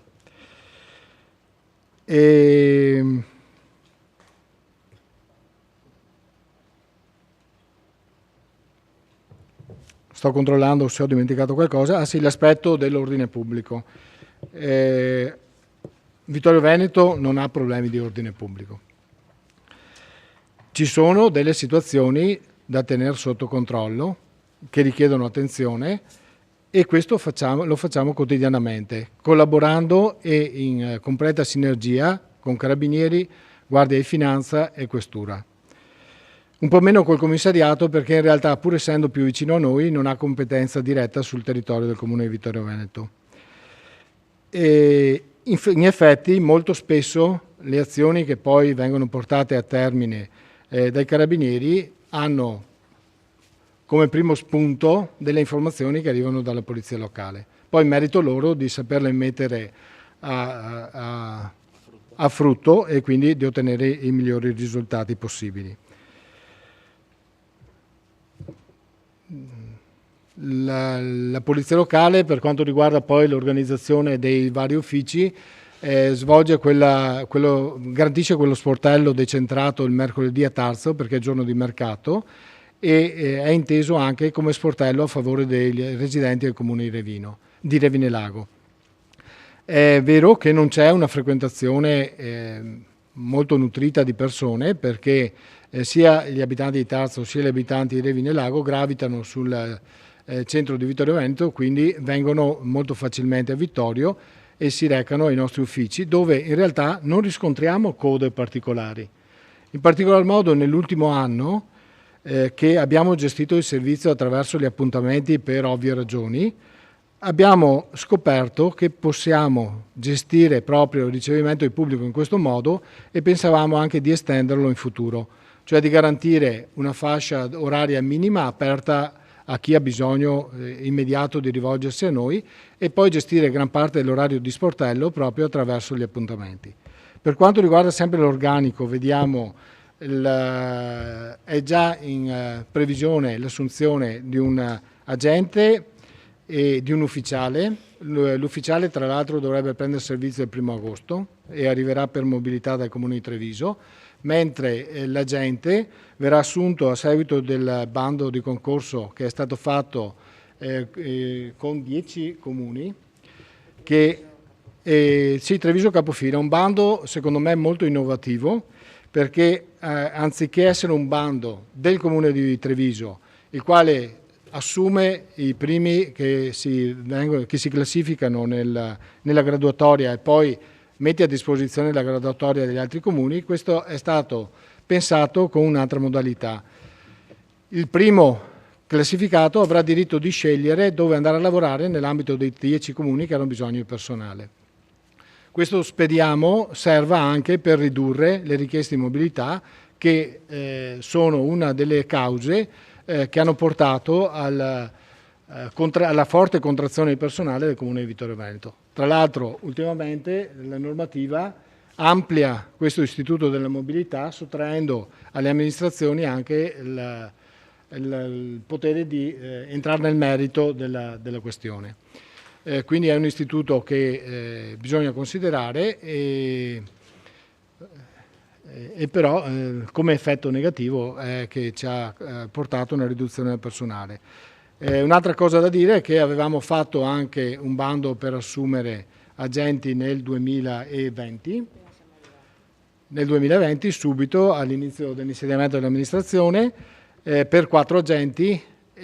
Purtroppo la preparazione dei partecipanti era alquanto lacunosa e ci ha consentito di riconoscere idonei solo 4 persone, 4 partecipanti, 2 dei quali poi hanno vinto anche altri concorsi e hanno deciso di andare a lavorare in comuni che erano più vicini alla loro abitazione.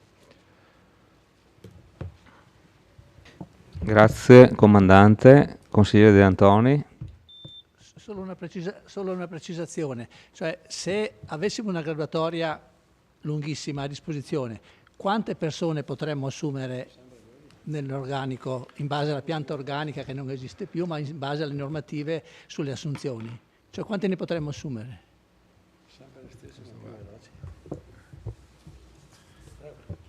Posso rispondere? Prego, allora, prego. Non si tratta di quanti agenti poter assumere, perché le assunzioni, il piano delle assunzioni è un piano generale. Quindi noi abbiamo 2 vincoli. Uno che è il massimo, è un vincolo della spesa, indipendentemente dal fatto che possiamo avere o meno a bilancio le risorse necessarie. C'è un vincolo di spesa per il personale che è generale a tutta la struttura.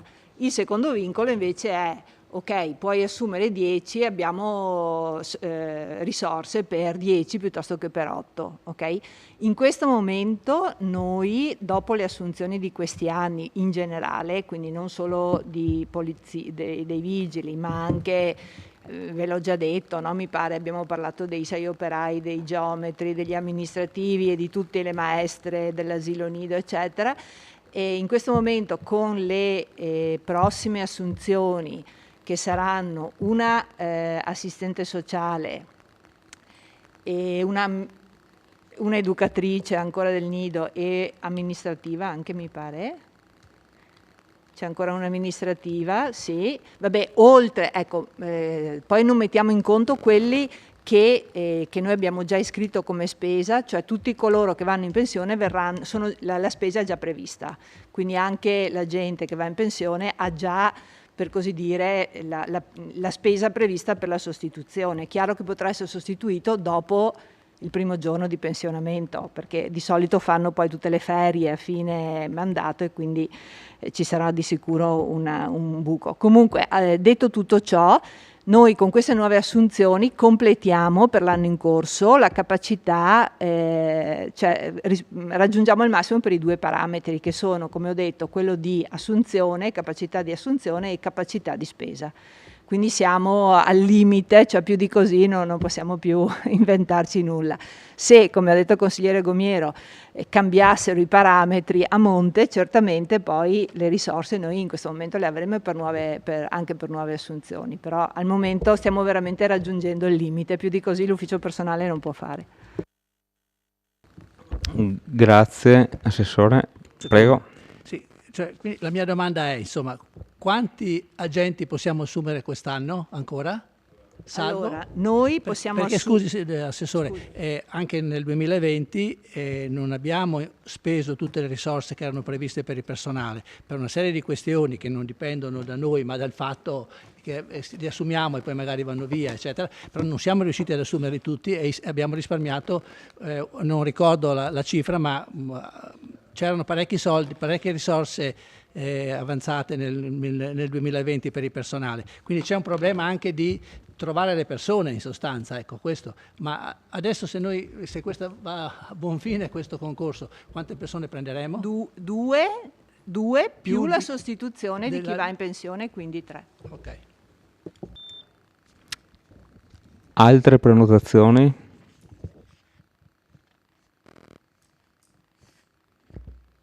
Bene.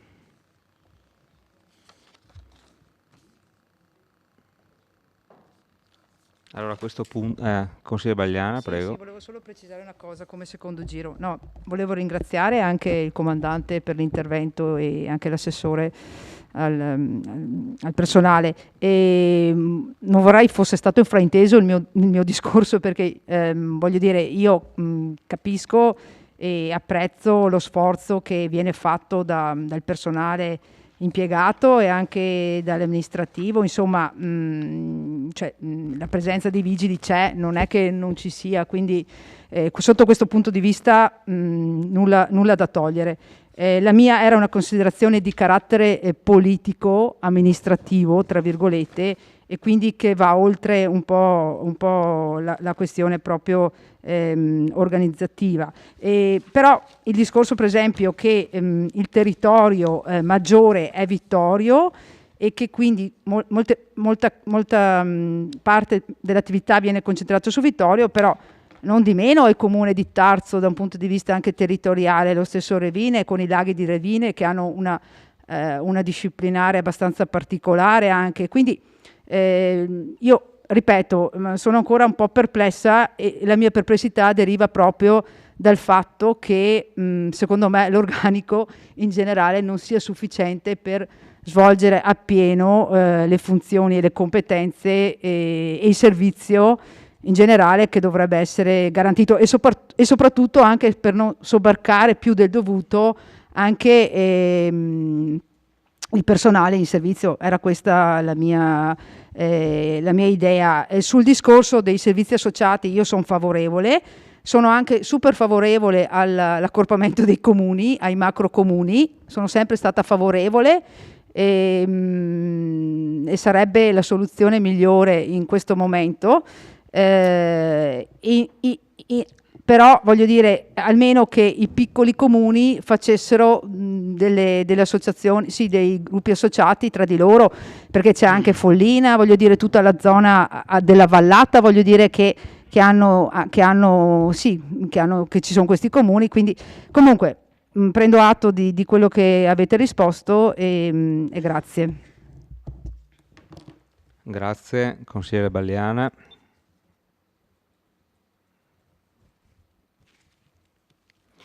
Bene. Se non ci sono altri interventi, passerei alla dichiarazione di voto e poi alla votazione della delibera.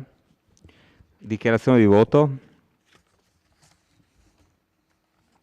Nessuna dichiarazione di voto, passiamo alla votazione. Favorevoli? Sono 1, 2, 3, 13. Contrari? Astenuti? 1. Allora, la delibera è approvata con favorevoli 13, contrari 0, astenuti 1. Passiamo all'immediata eseguibilità. Favorevoli? Sempre 13. 14 favorevoli. Contrari? 0. Astenuti? 0. La delibera è immediatamente eseguibile. Ringrazio il comandante dottor Ezio Camerini di averci illustrato un po' la situazione della nostra polizia locale e buon lavoro, comandante. Bene, passiamo alla proposta di delibera numero 3, indirizzi relativi alle nomine e alle designazioni dei rappresentanti del Comune presso enti, aziende, istituzioni e società ai sensi dell'articolo 42,2 lettera M del decreto legislativo 267 del 2000. Approvazione. Allora, qua dico subito che in commissione c'è stato un consigliere che ha proposto un'integrazione, la quale è stata accettata all'unanimità dalla commissione, quindi io la riporto in Consiglio Comunale, l'ho prima enunciata anche in conferenza dei capigruppo, e precisamente la variazione, quindi andiamo a votare la delibera completa del regolamento. In sostanza la variazione è a pagina 3 dell'allegato del regolamento, articolo 4,4, leggo: i nominati o designati quali rappresentanti del Comune presso enti, aziende, istituzioni e società partecipate non possono assumere incarichi o consulenze per conto dell'ente rappresentato, e qua si aggiunge né direttamente né attraverso persone giuridiche delle quali siano amministratori o la cui proprietà, virgola, anche di minoranza, virgola, sia ad essi riferibile. Punto. Allora andremo a votare la delibera integrata con questa variazione, con questa integrazione. Bene, apriamo la discussione, prego.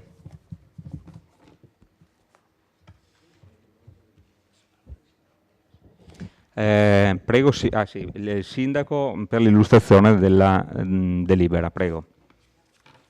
Buonasera, sì, in questo punto all'ordine del giorno il Consiglio è chiamato a esprimersi con una delle sue competenze, che è appunto quello di definire gli indirizzi che l'amministrazione deve avere nel... Sì. Ripeto, questa sera il Consiglio è chiamato a esprimersi secondo una delle sue competenze, che è quella appunto di dare degli indirizzi, di definire degli indirizzi che servano poi per appunto queste designazioni di rappresentanti del Comune. Il Comune siamo prossimi già ad alcune scadenze, quindi per tempo è stato pensato di aggiornare quelli che erano gli indirizzi precedenti, ormai tanto datati, e non enumeravano fra di loro quelli che erano stati i principi e modalità che nel tempo sono stati introdotti da varie normative successive. Quindi questo ha voluto essere un aggiornamento di quelli che possono essere appunto principi e modalità necessari a queste nomine.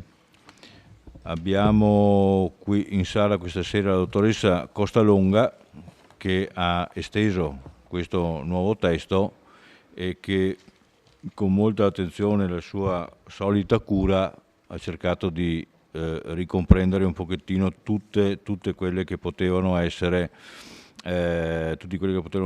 delle variazioni rispetto alla precedente, per aggiornarlo e per renderlo più trasparente e alla fin fine utile al sindaco, all'amministrazione per procedere a queste nomine. Il testo immagino che lo abbiate già letto, per cui siamo qua. Grazie Sindaco, prego le prenotazioni.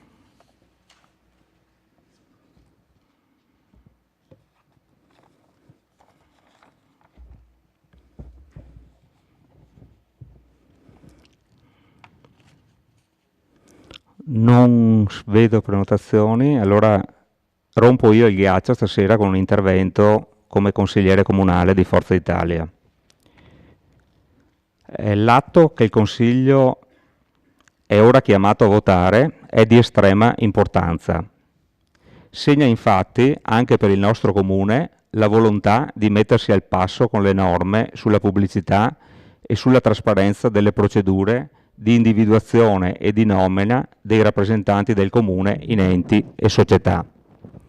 Un plauso quindi al sindaco e all'amministrazione per questa procedura, nell'auspicio che le migliori professionalità e competenze si mettano a disposizione per un servizio alla città di grandissima valenza civile e sociale. Ritengo però che questa novità sia anche un'occasione da non lasciarsi sfuggire per approfondire le finalità e i compiti degli enti di nomina comunale, per correggere storture e chiarire finalità in modo che i nuovi amministratori agiscano al meglio in vista del servizio e dei servizi da assicurare alla comunità cittadina. L'esperienza recente ci chiede una particolare attenzione per il Cesana Malanotti, il cui consiglio è in scadenza. Qui l'imperativo categorico è ricostruire legami forti, empatici e non solo burocratico-formali con l'istituzione cui la città affida i suoi anziani. Il Cesana è un IPAB, cioè un'istituzione di pubblica assistenza e beneficenza, ed ha assunto la configurazione attuale nel 1988 con decreto dell'allora Presidente della Regione Veneto Bernini. In un'unica IPAB confluivano 3 distinti enti cittadini, fino allora dotati di personalità giuridica, patrimoni e bilanci separati: la casa di ricovero, il legato Malanotti e il pensionato De Mori.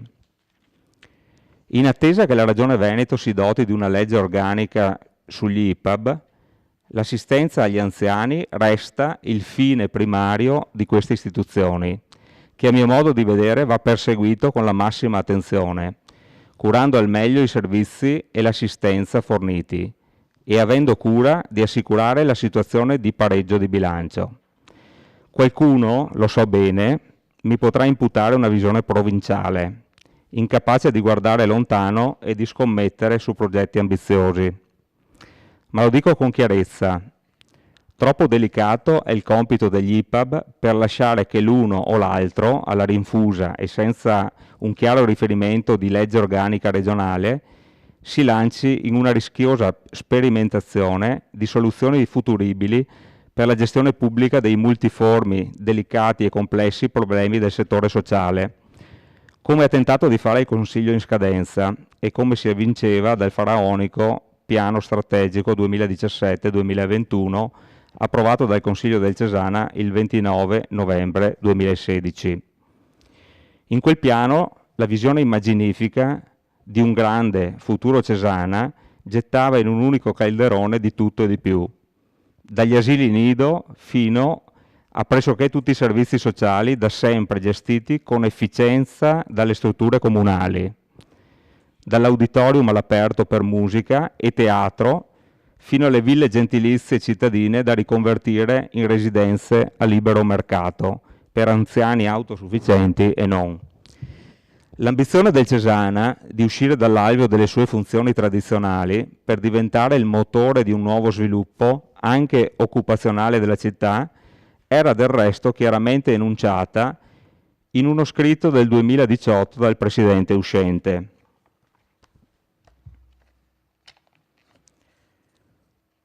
Può diventare il progetto del Cesana Malanotti, delineato nel piano strategico 2017-2021, se non il fulcro di un nuovo corale progetto di rilancio dell'intera città di Vittorio Veneto, almeno uno dei suoi principali vettori?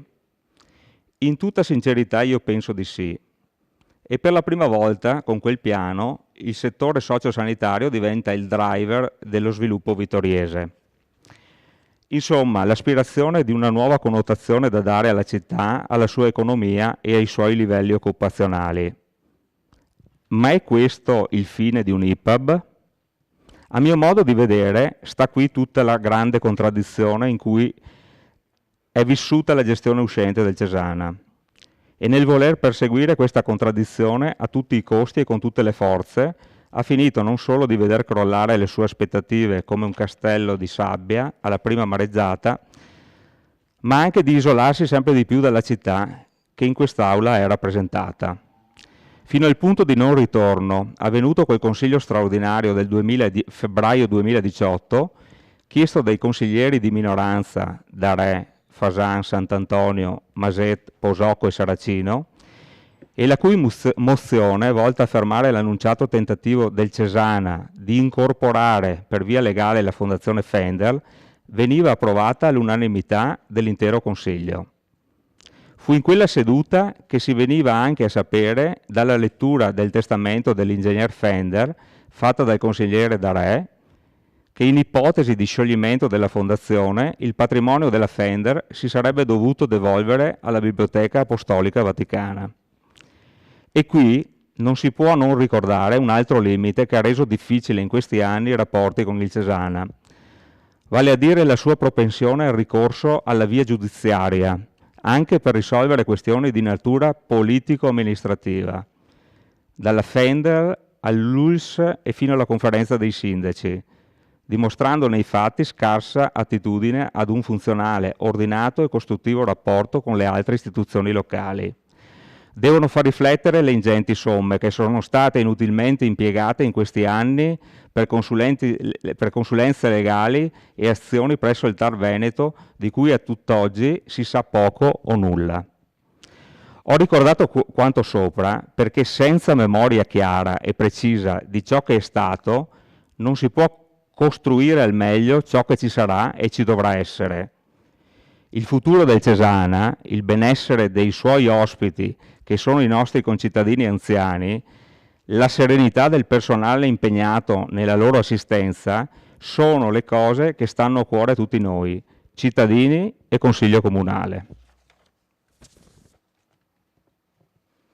Prego, De Antoni.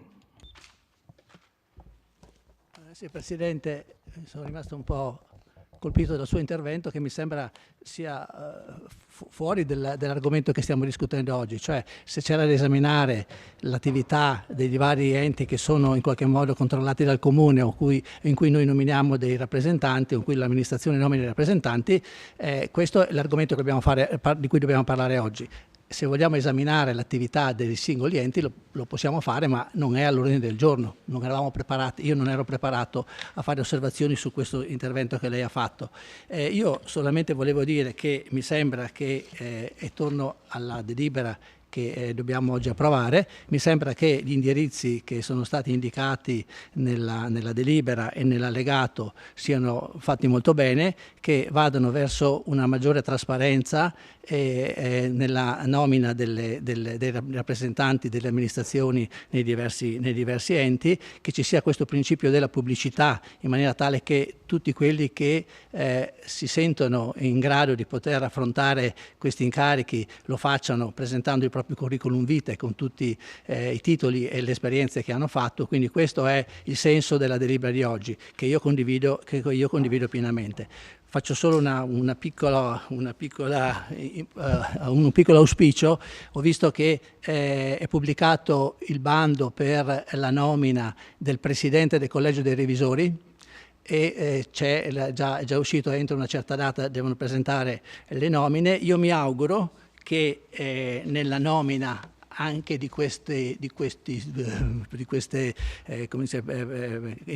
cariche, diciamo, che non rientrano nel regolamento, negli indirizzi che stiamo esaminando oggi, ma si tenga conto di un principio che è riportato negli indirizzi che oggi approviamo, quando si parla che il Comune promuove l'equilibrio di genere nell'ambito della nomina dei rappresentanti in seno agli organi degli enti, aziende, istituzioni e società, cioè anche in questa prima nomina che non so se la farà il Consiglio Comunale, credo di sì, ma quando sarà il momento, si possa tenere conto anche di questo aspetto, cioè la parità di genere, che non deve essere proprio misurata all'ultimo, però di poter tenere conto anche di questo aspetto, che è un principio riportato in queste linee di indirizzo che io condivido pienamente.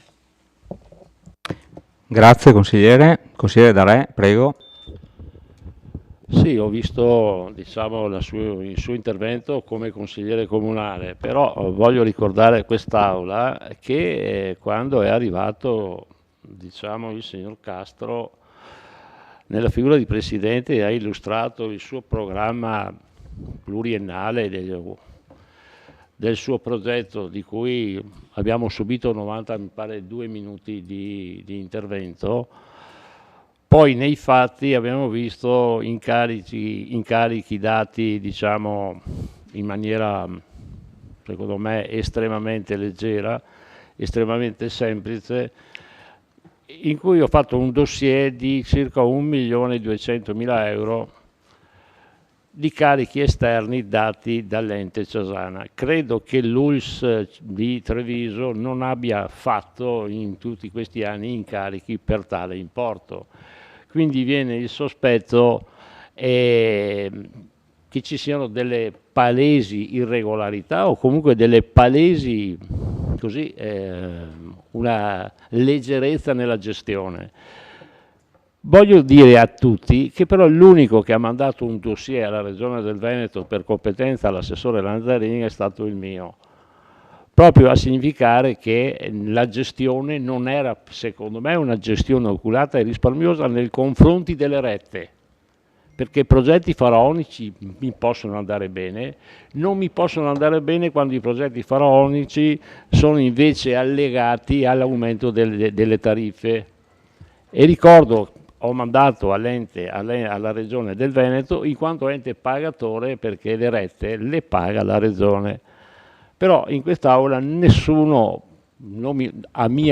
spero, se c'è me lo dica, nessuno ha fatto la stessa cosa, perché penso che i soldi pubblici siano soldi che soprattutto devono avere una gestione oculata e risparmiosa, perché se sono tuoi puoi fare quello che vuoi, ma se sono della comunità penso che questo sia una cosa normale, anzi non dovrebbe dovrebbe essere nella normalità la gestione oculata delle cose. Adesso io vorrei capire, quando ci saranno le nomine, perché ho visto oggi anche un articolo ieri sul giornale in cui bisogna essere, non mi pare che in questa gestione ci siano stati elementi dell'opposizione all'interno di questo CDA, o comunque che io non conosco, perché per l'amor di Dio, se erano miei rappresentanti, ma con me non hanno mai parlato, quindi penso abbiano rappresentato comunque qualche altra parte politica. Ma ripeto, perché sono così arrabbiato, tra virgolette, e spero che questa possa essere una situazione, la delibera di questa sera, per poter influire e andare a vedere effettivamente cosa è successo in quel Cesana Malanotti.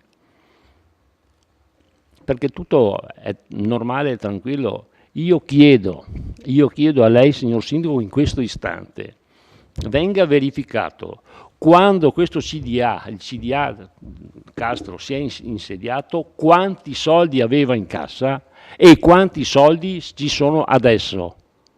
Chiedo ci sia, che non deve essere i revisori, ma che ci sia una società di revisione esterna che faccia questo controllo.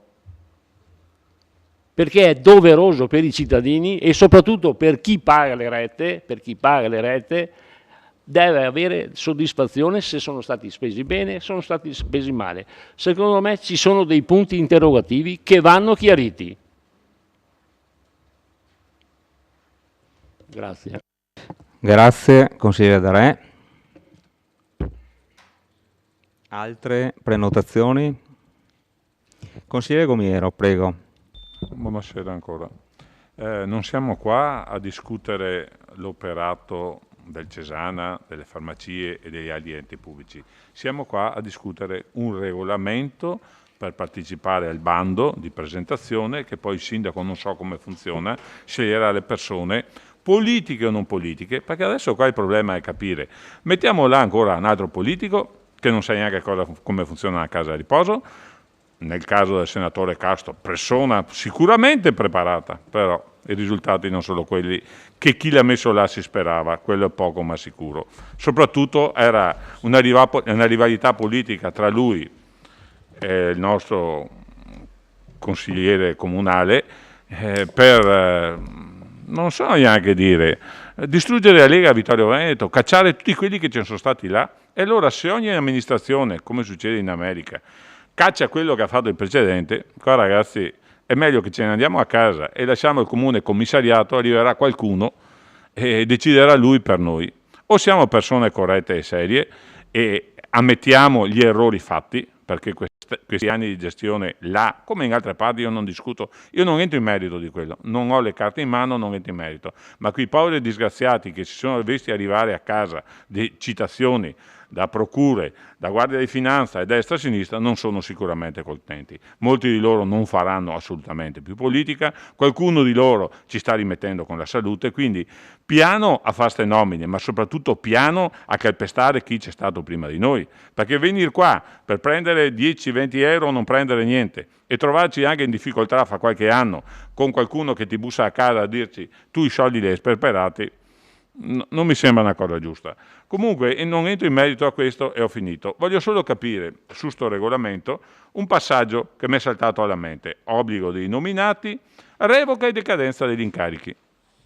È possibile, visto che noi nominiamo il CDA di quell'istituto e poi quello lì fa quello che vuole. Qui c'è scritto la revoca dei rappresentanti del comune di competenza del sindaco e da questi è disposto articolo 50 e via dicendo. Venire meno uno dei requisiti previsti per la nomina, sopraggiunta in contabilità decreto legge del 2013, in osservanza degli obblighi. Ma chi decide questo? Il comune non è mica un'avvocatura dello Stato, non è mica una Corte dei Conti, non è mica un coso che decide come far decadere. E questo qua è un passaggio importante su tutto questo, perché quando tu hai messo là una persona, anche se ti viene in mente di tirarlo via o di cacciarlo o di sostituirlo, devi motivare perché lo sostituisci. Può il comune essere in grado di motivare per la sostituzione di queste persone, e non parlo di quell'ente lì, di tutti gli enti cui andiamo a nominarli, perché poi succede che lo metti là, è bello all'inizio, marito e moglie vanno d'accordo i primi 6 mesi e dopo non vanno più d'accordo, ma quelli lì vanno a casa sua ognuno, se non si ammazzano come succede in questi tempi qua.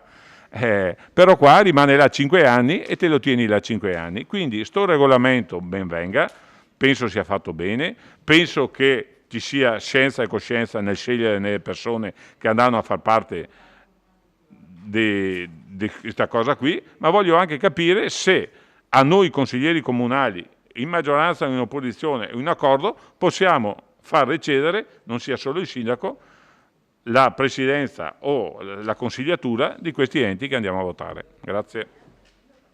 Grazie, consigliere Gomiero. Altre prenotazioni? Sindaco? No? Sì. Prego, Sindaco. Ci siamo allargati un pochettino anche i corollari dopo di questo tema principale. Male non fa, siamo qua per parlarci fra di noi. Quindi comunque male non fa. Prendo nota delle istanze che sono pervenute relativamente alla richiesta del consigliere Gomiero. Io presumo che la risposta sia no. Magari la spiegazione strettamente legale per questo no, magari meglio di me potrebbe darla la vice segretario dottoressa Paolo Costalunga, se non il segretario, insomma, che ci hanno assistiti nella stesura di queste norme.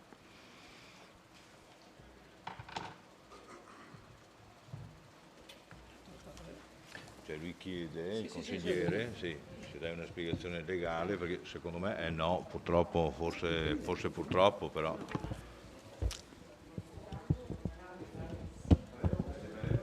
Allora,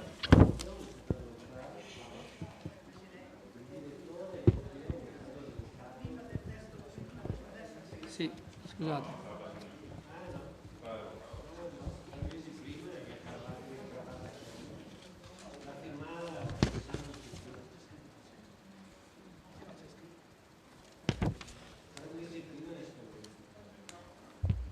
Allora, se ho ben capito, chiede una spiegazione in relazione alla possibilità di... Sì, ovviamente le ipotesi di revoca e decadenza sono qui indicate. È chiaro che ovviamente al verificarsi di ciascuno dei presupposti la risposta potrebbe essere sì o potrebbe essere no, in relazione al tipo di comportamento omissivo o contraddittorio rispetto a quelle che sono le prescrizioni dettate proprio dall'articolo 9.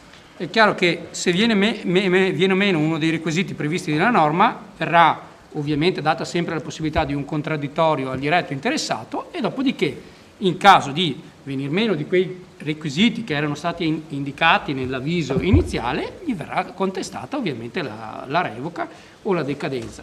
Stessa cosa vale nel caso di quelle che sono le incompatibilità di cui è l'articolo 39 del decreto legislativo 39, uguale anche per l'inosservanza degli obblighi e delle norme stabilite da questo regolamento. E infine quei comportamenti, questa obiettivamente è la più difficile da spiegare, è l'ultimo, diciamo così, fattispecie, i comportamenti contraddittori ed omissivi o in osservanza degli indirizzi politico-amministrativi dell'ente. Chiaro che questo presuppone che alla base siano stati esplicitati questi tipi di comportamenti in assenza di una, diciamo così, predeterminazione dei comportamenti che questo doveva tenere. Obiettivamente è difficile contestare un'inosservanza a questi comportamenti. Comunque la risposta in relazione al regolamento credo non sia no, credo sia dipende, come molte volte succede. Sì, però... Prego. Ma in Italia dipende, ma appena detto il consigliere De Bastiani, che è stata revocata la revoca a una consigliera su determinati motivi e in base a che? No, mi scusi. È stata revocata l'incarico di presidenza. In base a che? L'ha deciso il Consiglio Comunale? C'erano, a distanza di 5 anni di quella revoca lì, non sappiamo ancora se aveva torto o ragione, se aveva commesso infrazioni all'interno di quella casa di riposo, perché ho seguito passo passo, come molti miei colleghi, tutti i passaggi che siamo riusciti a vedere, e a distanza di 5 anni qua ci sono solo rivalità politiche e basta, non rivalità effettive. Forse speriamo che prima o dopo un giudice risponda su tutto questo, ma lo vorremmo sapere, perché se no chi va a prendersi la briga là, se alla fine di questo mandato io pianto un bel casino a chi è là dirigente e dico te ne vai e ti mando in Corte dei Conti per questo e questo. Tanto in Italia si può stare là anni, nei tribunali, poi manca solo il Covid, sta roba qui, me lo dicono gli avvocati, non finisci più le cause e non sai ancora se hai torto, se hai ragione, cosa hai commesso e cosa hai sbagliato. E là il problema di dare questi incarichi qua. Speriamo bene che sti regolamenti o sto regolamento nuovo qua sia esaustivo relativamente e che si possa capire di gestire in modo corretto, perché a noi interessa gestire in modo corretto, non politico,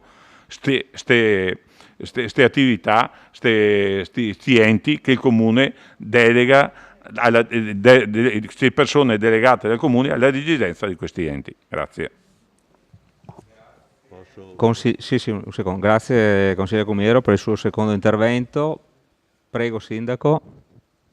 No, in merito a questo ultimo punto è chiaro che il Consiglio Comunale potrebbe, a fronte di una cattiva gestione, di una pessima gestione, di un dubbio sulla gestione, potrebbe anche intervenire di imperio mutando quello che era stata la sua decisione. E la difficoltà è che un Consiglio Comunale non riesce a fare la valutazione richiesta, non è nelle sue prerogative, non è nelle sue capacità di poterlo fare, perché la controparte può dimostrare invece che era necessario quello che è stato fatto, potrebbe dimostrarlo in tanti modi, per cui è difficile per un Consiglio Comunale indagare il perché di comportamenti, è per quello che ti avevo detto di no.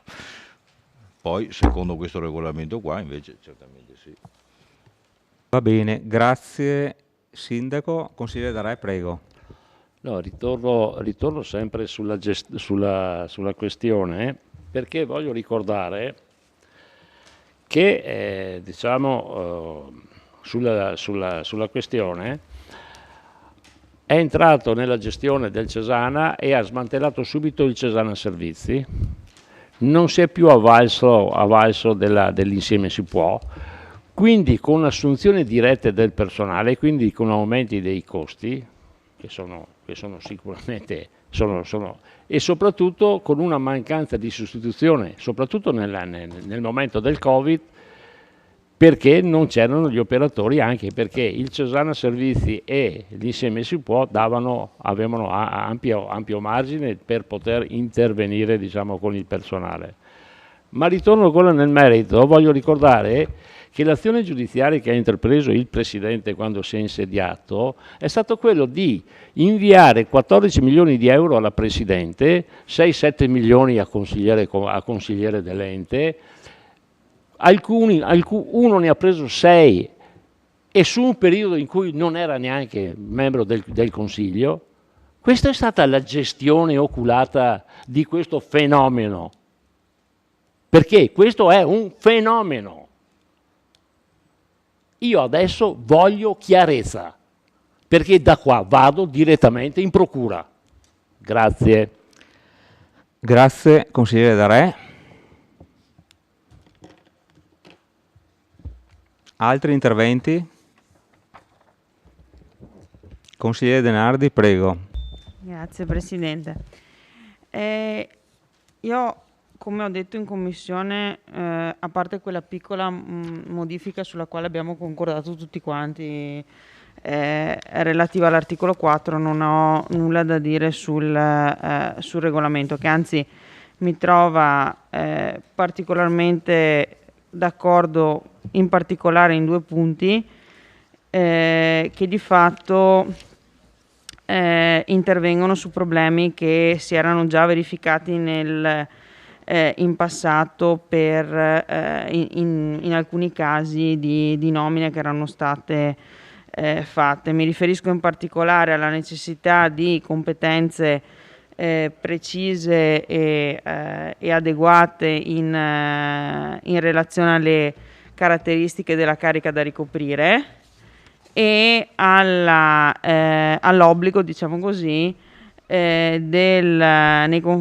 si prevede nei confronti dei rappresentanti comunali a partecipare alle sedute della rappresentanza politica e amministrativa di questa città quando a essi venga richiesto. Ricordo che in particolare si era in passato verificato il caso di qualcuno che si è rifiutato più di una volta, nonostante richiesto, di partecipare alle sedute, ad esempio del Consiglio Comunale, per illustrare la situazione del proprio ente, e quindi circostanza, insomma, sicuramente non positiva e non apprezzabile, e tanto che rientra ora negli obblighi espressi per i nominati quello appunto di relazionare, di partecipare e di intervenire alle sedute. In questo senso quindi ribadisco il mio totale apprezzamento per la scelta nel merito di come è stato redatto questo regolamento. L'unica cosa, la revoca non viene fatta dal Consiglio Comunale, viene fatta dal Sindaco, quindi in ogni caso non è che viene informato il Consiglio Comunale, ma non è che si fa una discussione qui in Consiglio Comunale sulla revoca, consigliere. Quindi quello che avviene prima della decisione sono fatti di chi la decisione la deve assumere e se ne assume le conseguenze e le responsabilità e le scelte. Come avviene lo sa chi poi firma il provvedimento. In questo caso non avviene con discussione consigliare, questo sto dicendo.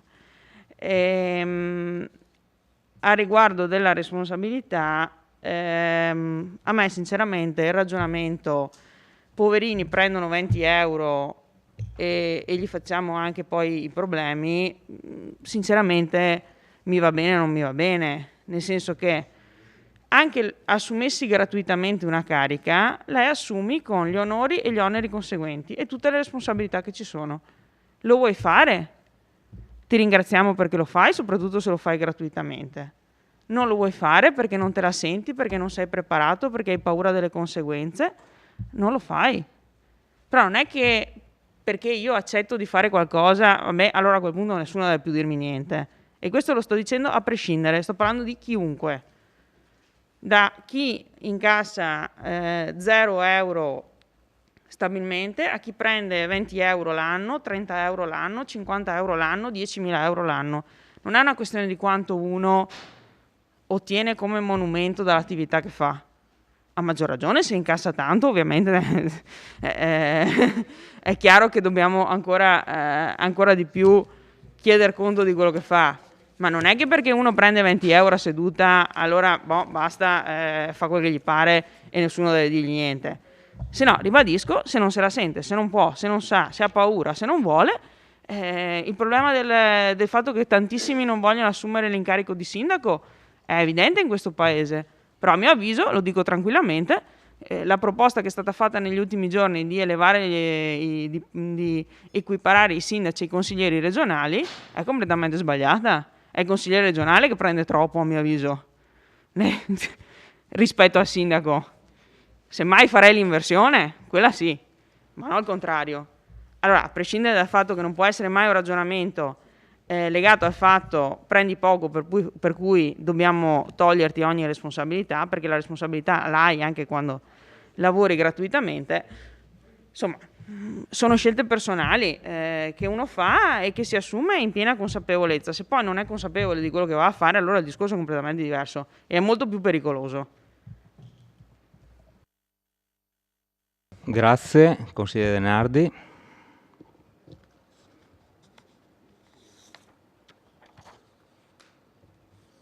Consigliere Balliana. Sì, grazie. Allora, a me sembra che c'è sempre un imbarazzo quando andiamo a parlare degli enti o dell'operato degli enti o delle aziende che appartengono direttamente al Comune di Vittorio Veneto, e penso che questo, almeno lo noto da parte di qualcuno, c'è sempre stiamo attenti a cosa diciamo. Secondo me invece è giusto che sia l'organo consigliare, l'assemblea consigliare. No, mi sembra ogni tanto nell'area, ecco. E invece io sono dell'idea che è proprio l'assemblea consigliare, noi amministratori chiamati in questo ruolo, a poter dibattere con franchezza, a dire le cose che ognuno di noi pensa sia doveroso dire, senza nessuna perplessità rispetto ai rappresentanti del comune in questi organi. E per questo io sulla discussione del Cesana che è emersa questa sera non vedo nulla di scandaloso.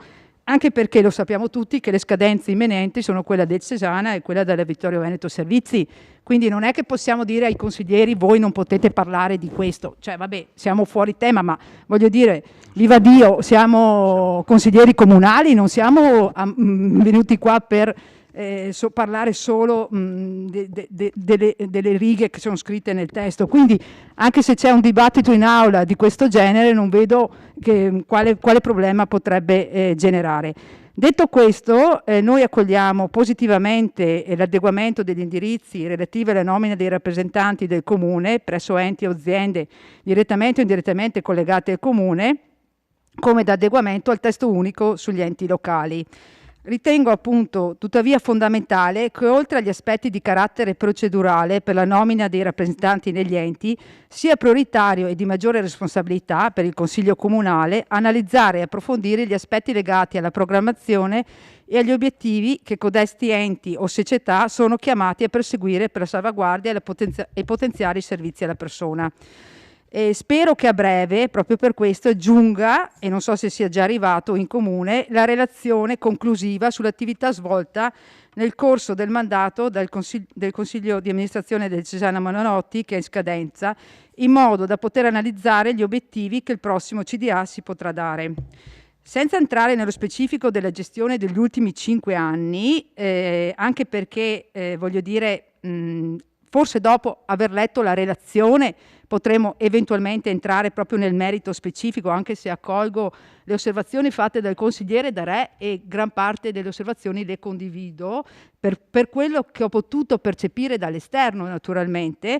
Mi sembra doveroso almeno richiamare l'attenzione del Consiglio sul fatto che dopo questo lungo periodo di crisi sanitaria ed economica, noi come amministratori della città di Vittorio Veneto abbiamo l'obbligo di seguire in modo continuativo e supportare l'ente in tutte le scelte che gli permetteranno di riprendere appieno e con grande risalto la propria attività al servizio dei cittadini. Diventa difficile a questo punto non ricordare il periodo della prima ondata di pandemia, che per l'IBAB vittoriese, come per altre case di riposo, è stato un dramma che ha visto coinvolte molte persone, purtroppo anche decedute, i loro familiari e tutto il personale dell'istituto, nonché l'intera comunità vittoriese.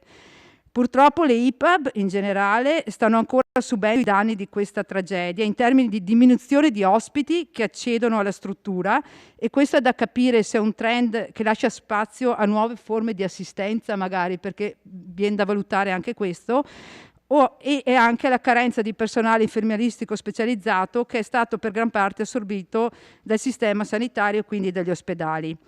Stessa cosa mi permetto di dire, se non di più, per quanto riguarda la partecipata del Comune di Vittorio Veneto al 100%, la Vittorio Veneto Servizi, della quale è doveroso che gli obiettivi strategici siano dettati in questa assemblea. Penso che come amministratori della città di Vittorio Veneto siamo chiamati a partecipare in modo attivo e delineare gli indirizzi fondamentali per garantire lo stato di salute dell'azienda attraverso la discussione delle scelte della programmazione, appunto, ripeto, in questa assemblea. E qui un'ultima considerazione che voglio fare è che molte volte questi enti o queste aziende sembrano staccate, tra virgolette, dalla città. Quindi secondo me dobbiamo riconquistare questo, tra virgolette, sempre nell'autonomia di chi gestisce questi enti, però insomma dobbiamo anche supportarli da un punto di vista anche politico. Grazie.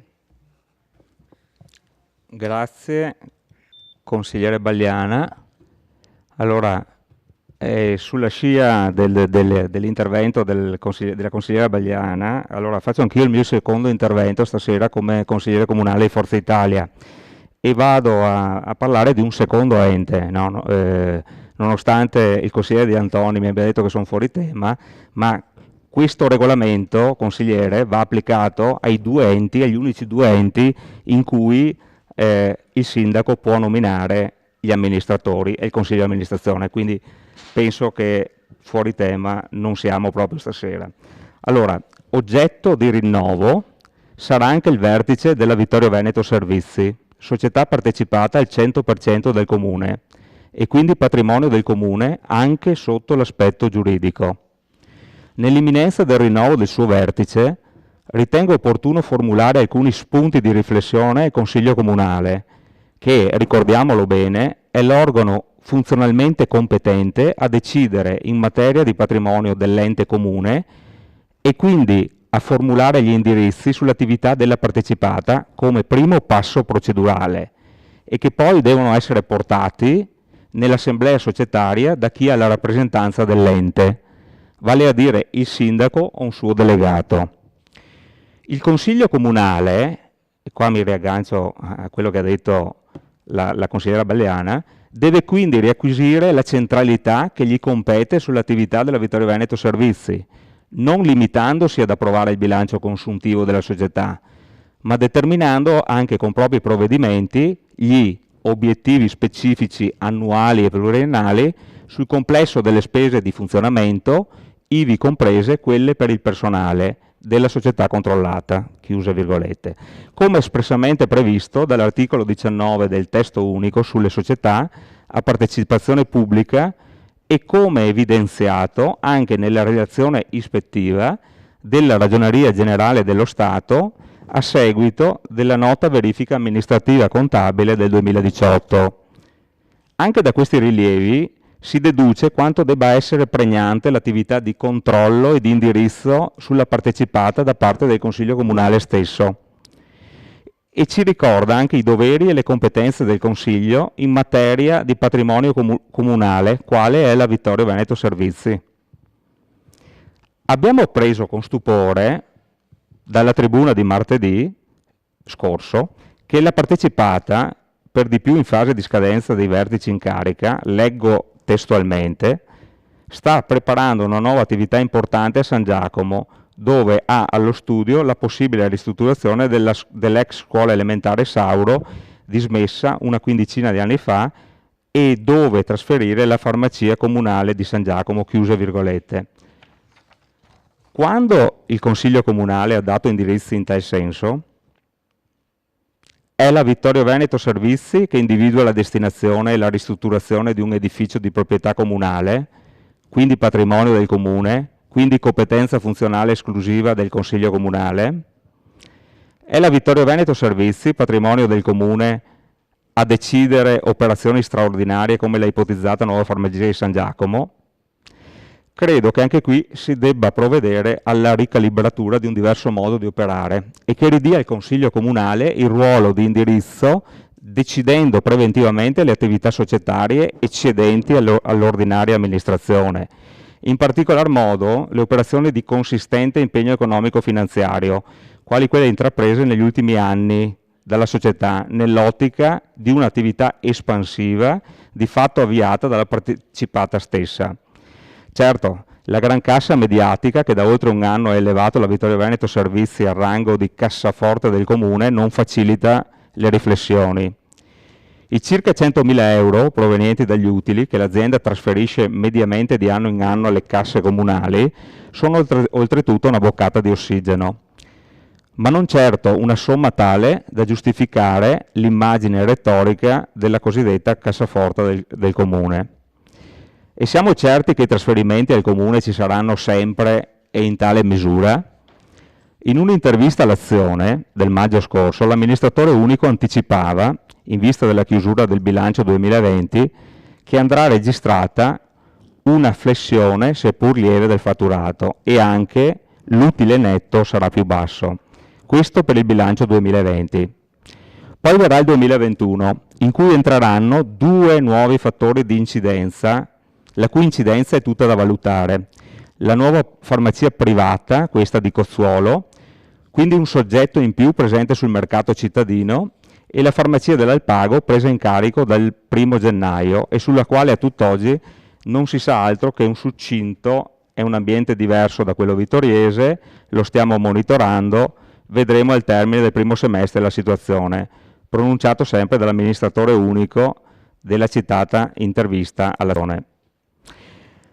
Ci sarebbe da fare anche una riflessione, ma il discorso ci porterebbe lontano, sulle nuove forme di commercio che certamente avranno riflessi sulle farmacie, in particolar modo sui prodotti parafarmaceutici, per capirci Amazon, che sta già avendo effetti consistenti sui prodotti parafarmaceutici, ma in futuro, non troppo lontano, potrebbe avere effetti anche sui farmaci da ricetta. Queste sono le riflessioni che mi sentivo di dover fare qui in Consiglio, per rappresentare i dubbi e le preoccupazioni sulle modalità decisorie di una fase espansiva e di consistenti investimenti della partecipata, che pur essendo giuridicamente una società di diritto privato, è comunque patrimonio del Comune e quindi deve valutare con i piedi di piombo le possibili ricadute della sua attività d'impresa, che sarebbe forse meglio assicurata da formule gestionali, collegiali e condivise.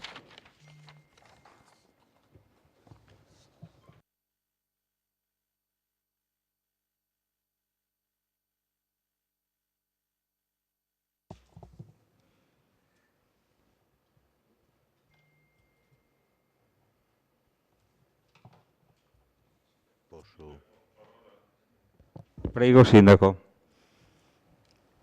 Relativamente al secondo argomento della serata, che sembra essere quello della Vittorio Veneto Servizi, voglio dire che l'amministrazione partecipa, condivide e progetta assieme alla Vittorio Veneto Servizi. Non è un corpo estraneo, non è autoreferenziale e ho l'impressione che lavori per il Comune di Vittorio Veneto con, mi pare, sufficienti capacità manageriali.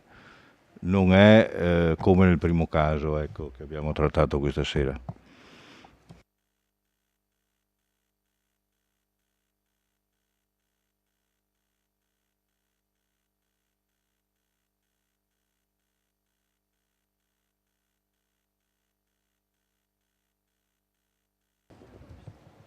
Consigliere Baliana, prego. Sì, no, rispetto alle dichiarazioni del sindaco, forse anche nel mio intervento, anche quello del consigliere Sant'Antonio, si evidenziava il fatto che molte volte forse l'amministrazione sarà, lei sindaco sarà chiamato continuamente a partecipare, immagino, alle decisioni, questo prendo atto e va bene, però alla fine è il consiglio comunale che deve dare gli indirizzi, non è il sindaco, capisce? La differenza è un po' questa, no? Allora è in questa assemblea che almeno gli indirizzi strategici devono essere valutati, votati, lo facciamo quando c'è il bilancio, però se devo essere proprio sincera anche se devo anche essere sincera, l'operazione dell'Alpago mi sembra non sia passata in anticipo in Consiglio Comunale, ma sia stata una scelta fatta naturalmente, immagino, anche con il suo coinvolgimento direttamente dall'amministrazione della Vittorio Veneto Servizi. Era un po' questo il punto, che secondo me il Consiglio Comunale deve un po' reinvestirsi del proprio ruolo, ma non tanto per criticare o mettere i puntini sulle i, o secondo me anche per aiutare, tra virgolette, perché il caso del Cesana noi dobbiamo aiutarlo da un punto di vista anche dell'immagine, del rilancio, voglio dire, questo è il problema, e anche per la Vittorio Veneto Servizi, ecco, mi fermo, grazie.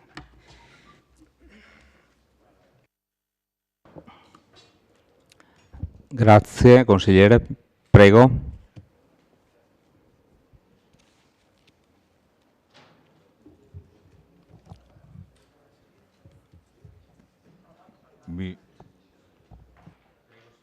Sindaco. Sì, mi sembra di ricordare, Mirella, che un passaggio tecnico in Consiglio Comunale ci fu. Era per un particolare... Sì. Se vuoi parlare invece dell'indirizzo generale su cui muoversi, quello se ne discute quella volta all'anno che vediamo, e poi tra un anno e l'altro si segue più da vicino, no? Le opportunità anche che passano.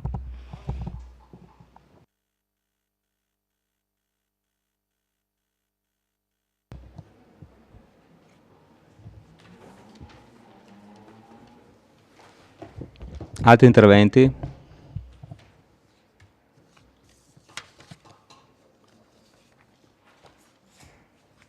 Bene, alla dichiarazione di voto.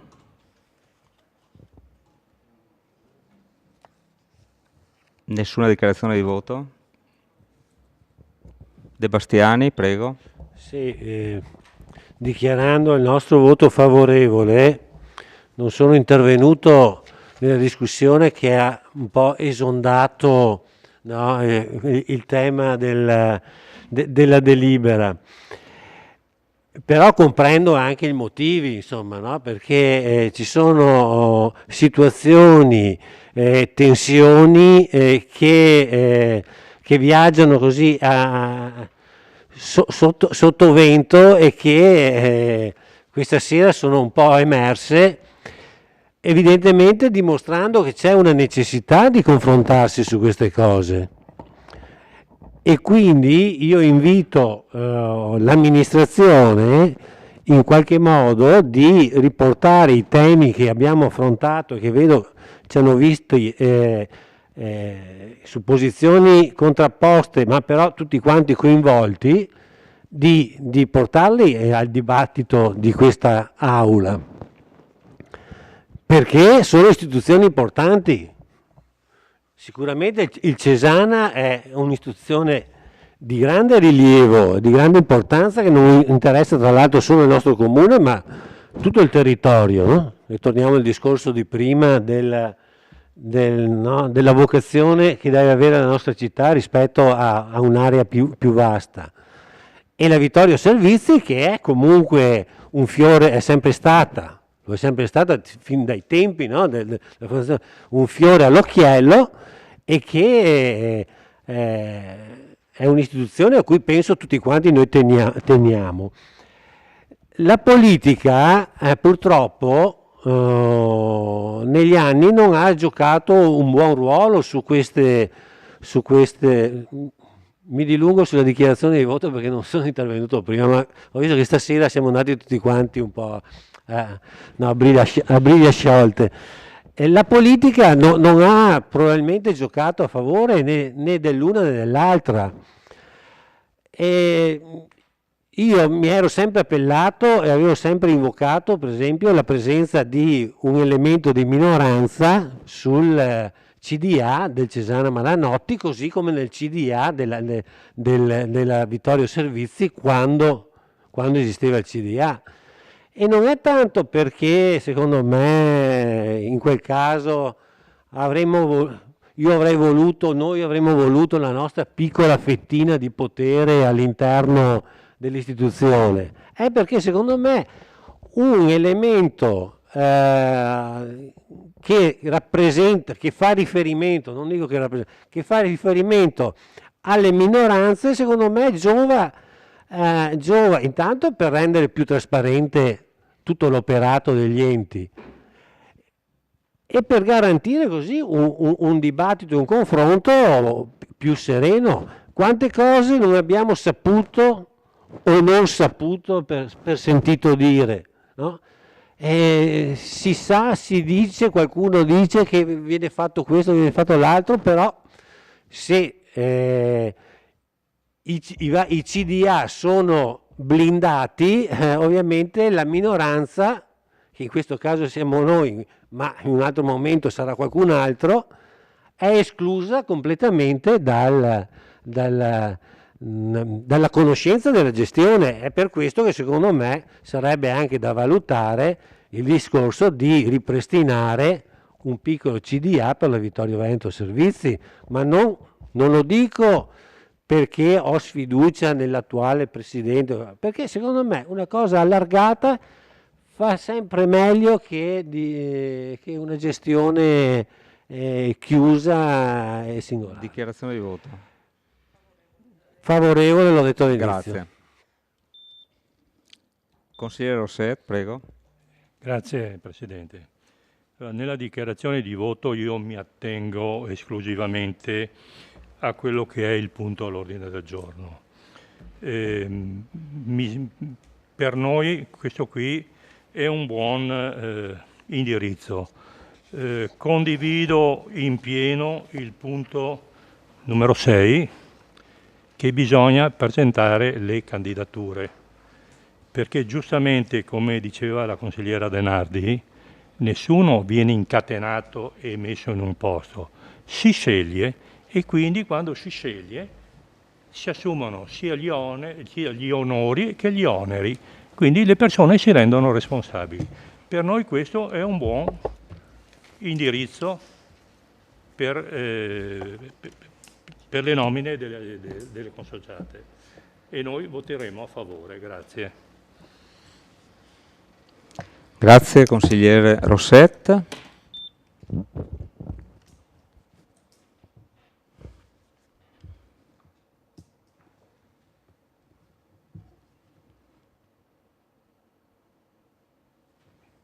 Consigliere Varaschi, prego.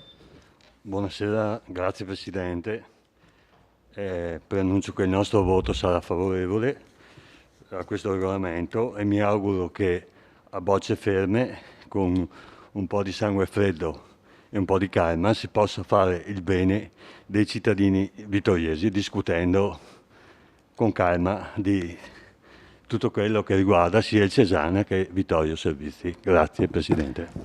Grazie consigliere. Bene, passiamo alla votazione della delibera. Favorevoli? Mi sembra l'unanimità. Contrari? 0. Astenuti? 0. Quindi la delibera è approvata all'unanimità. Votiamo l'immediata eseguibilità. Favorevoli? Unanimità. Contrari? 0. Astenuti? 0. La delibera è immediatamente eseguibile. Grazie a tutti. Buonanotte.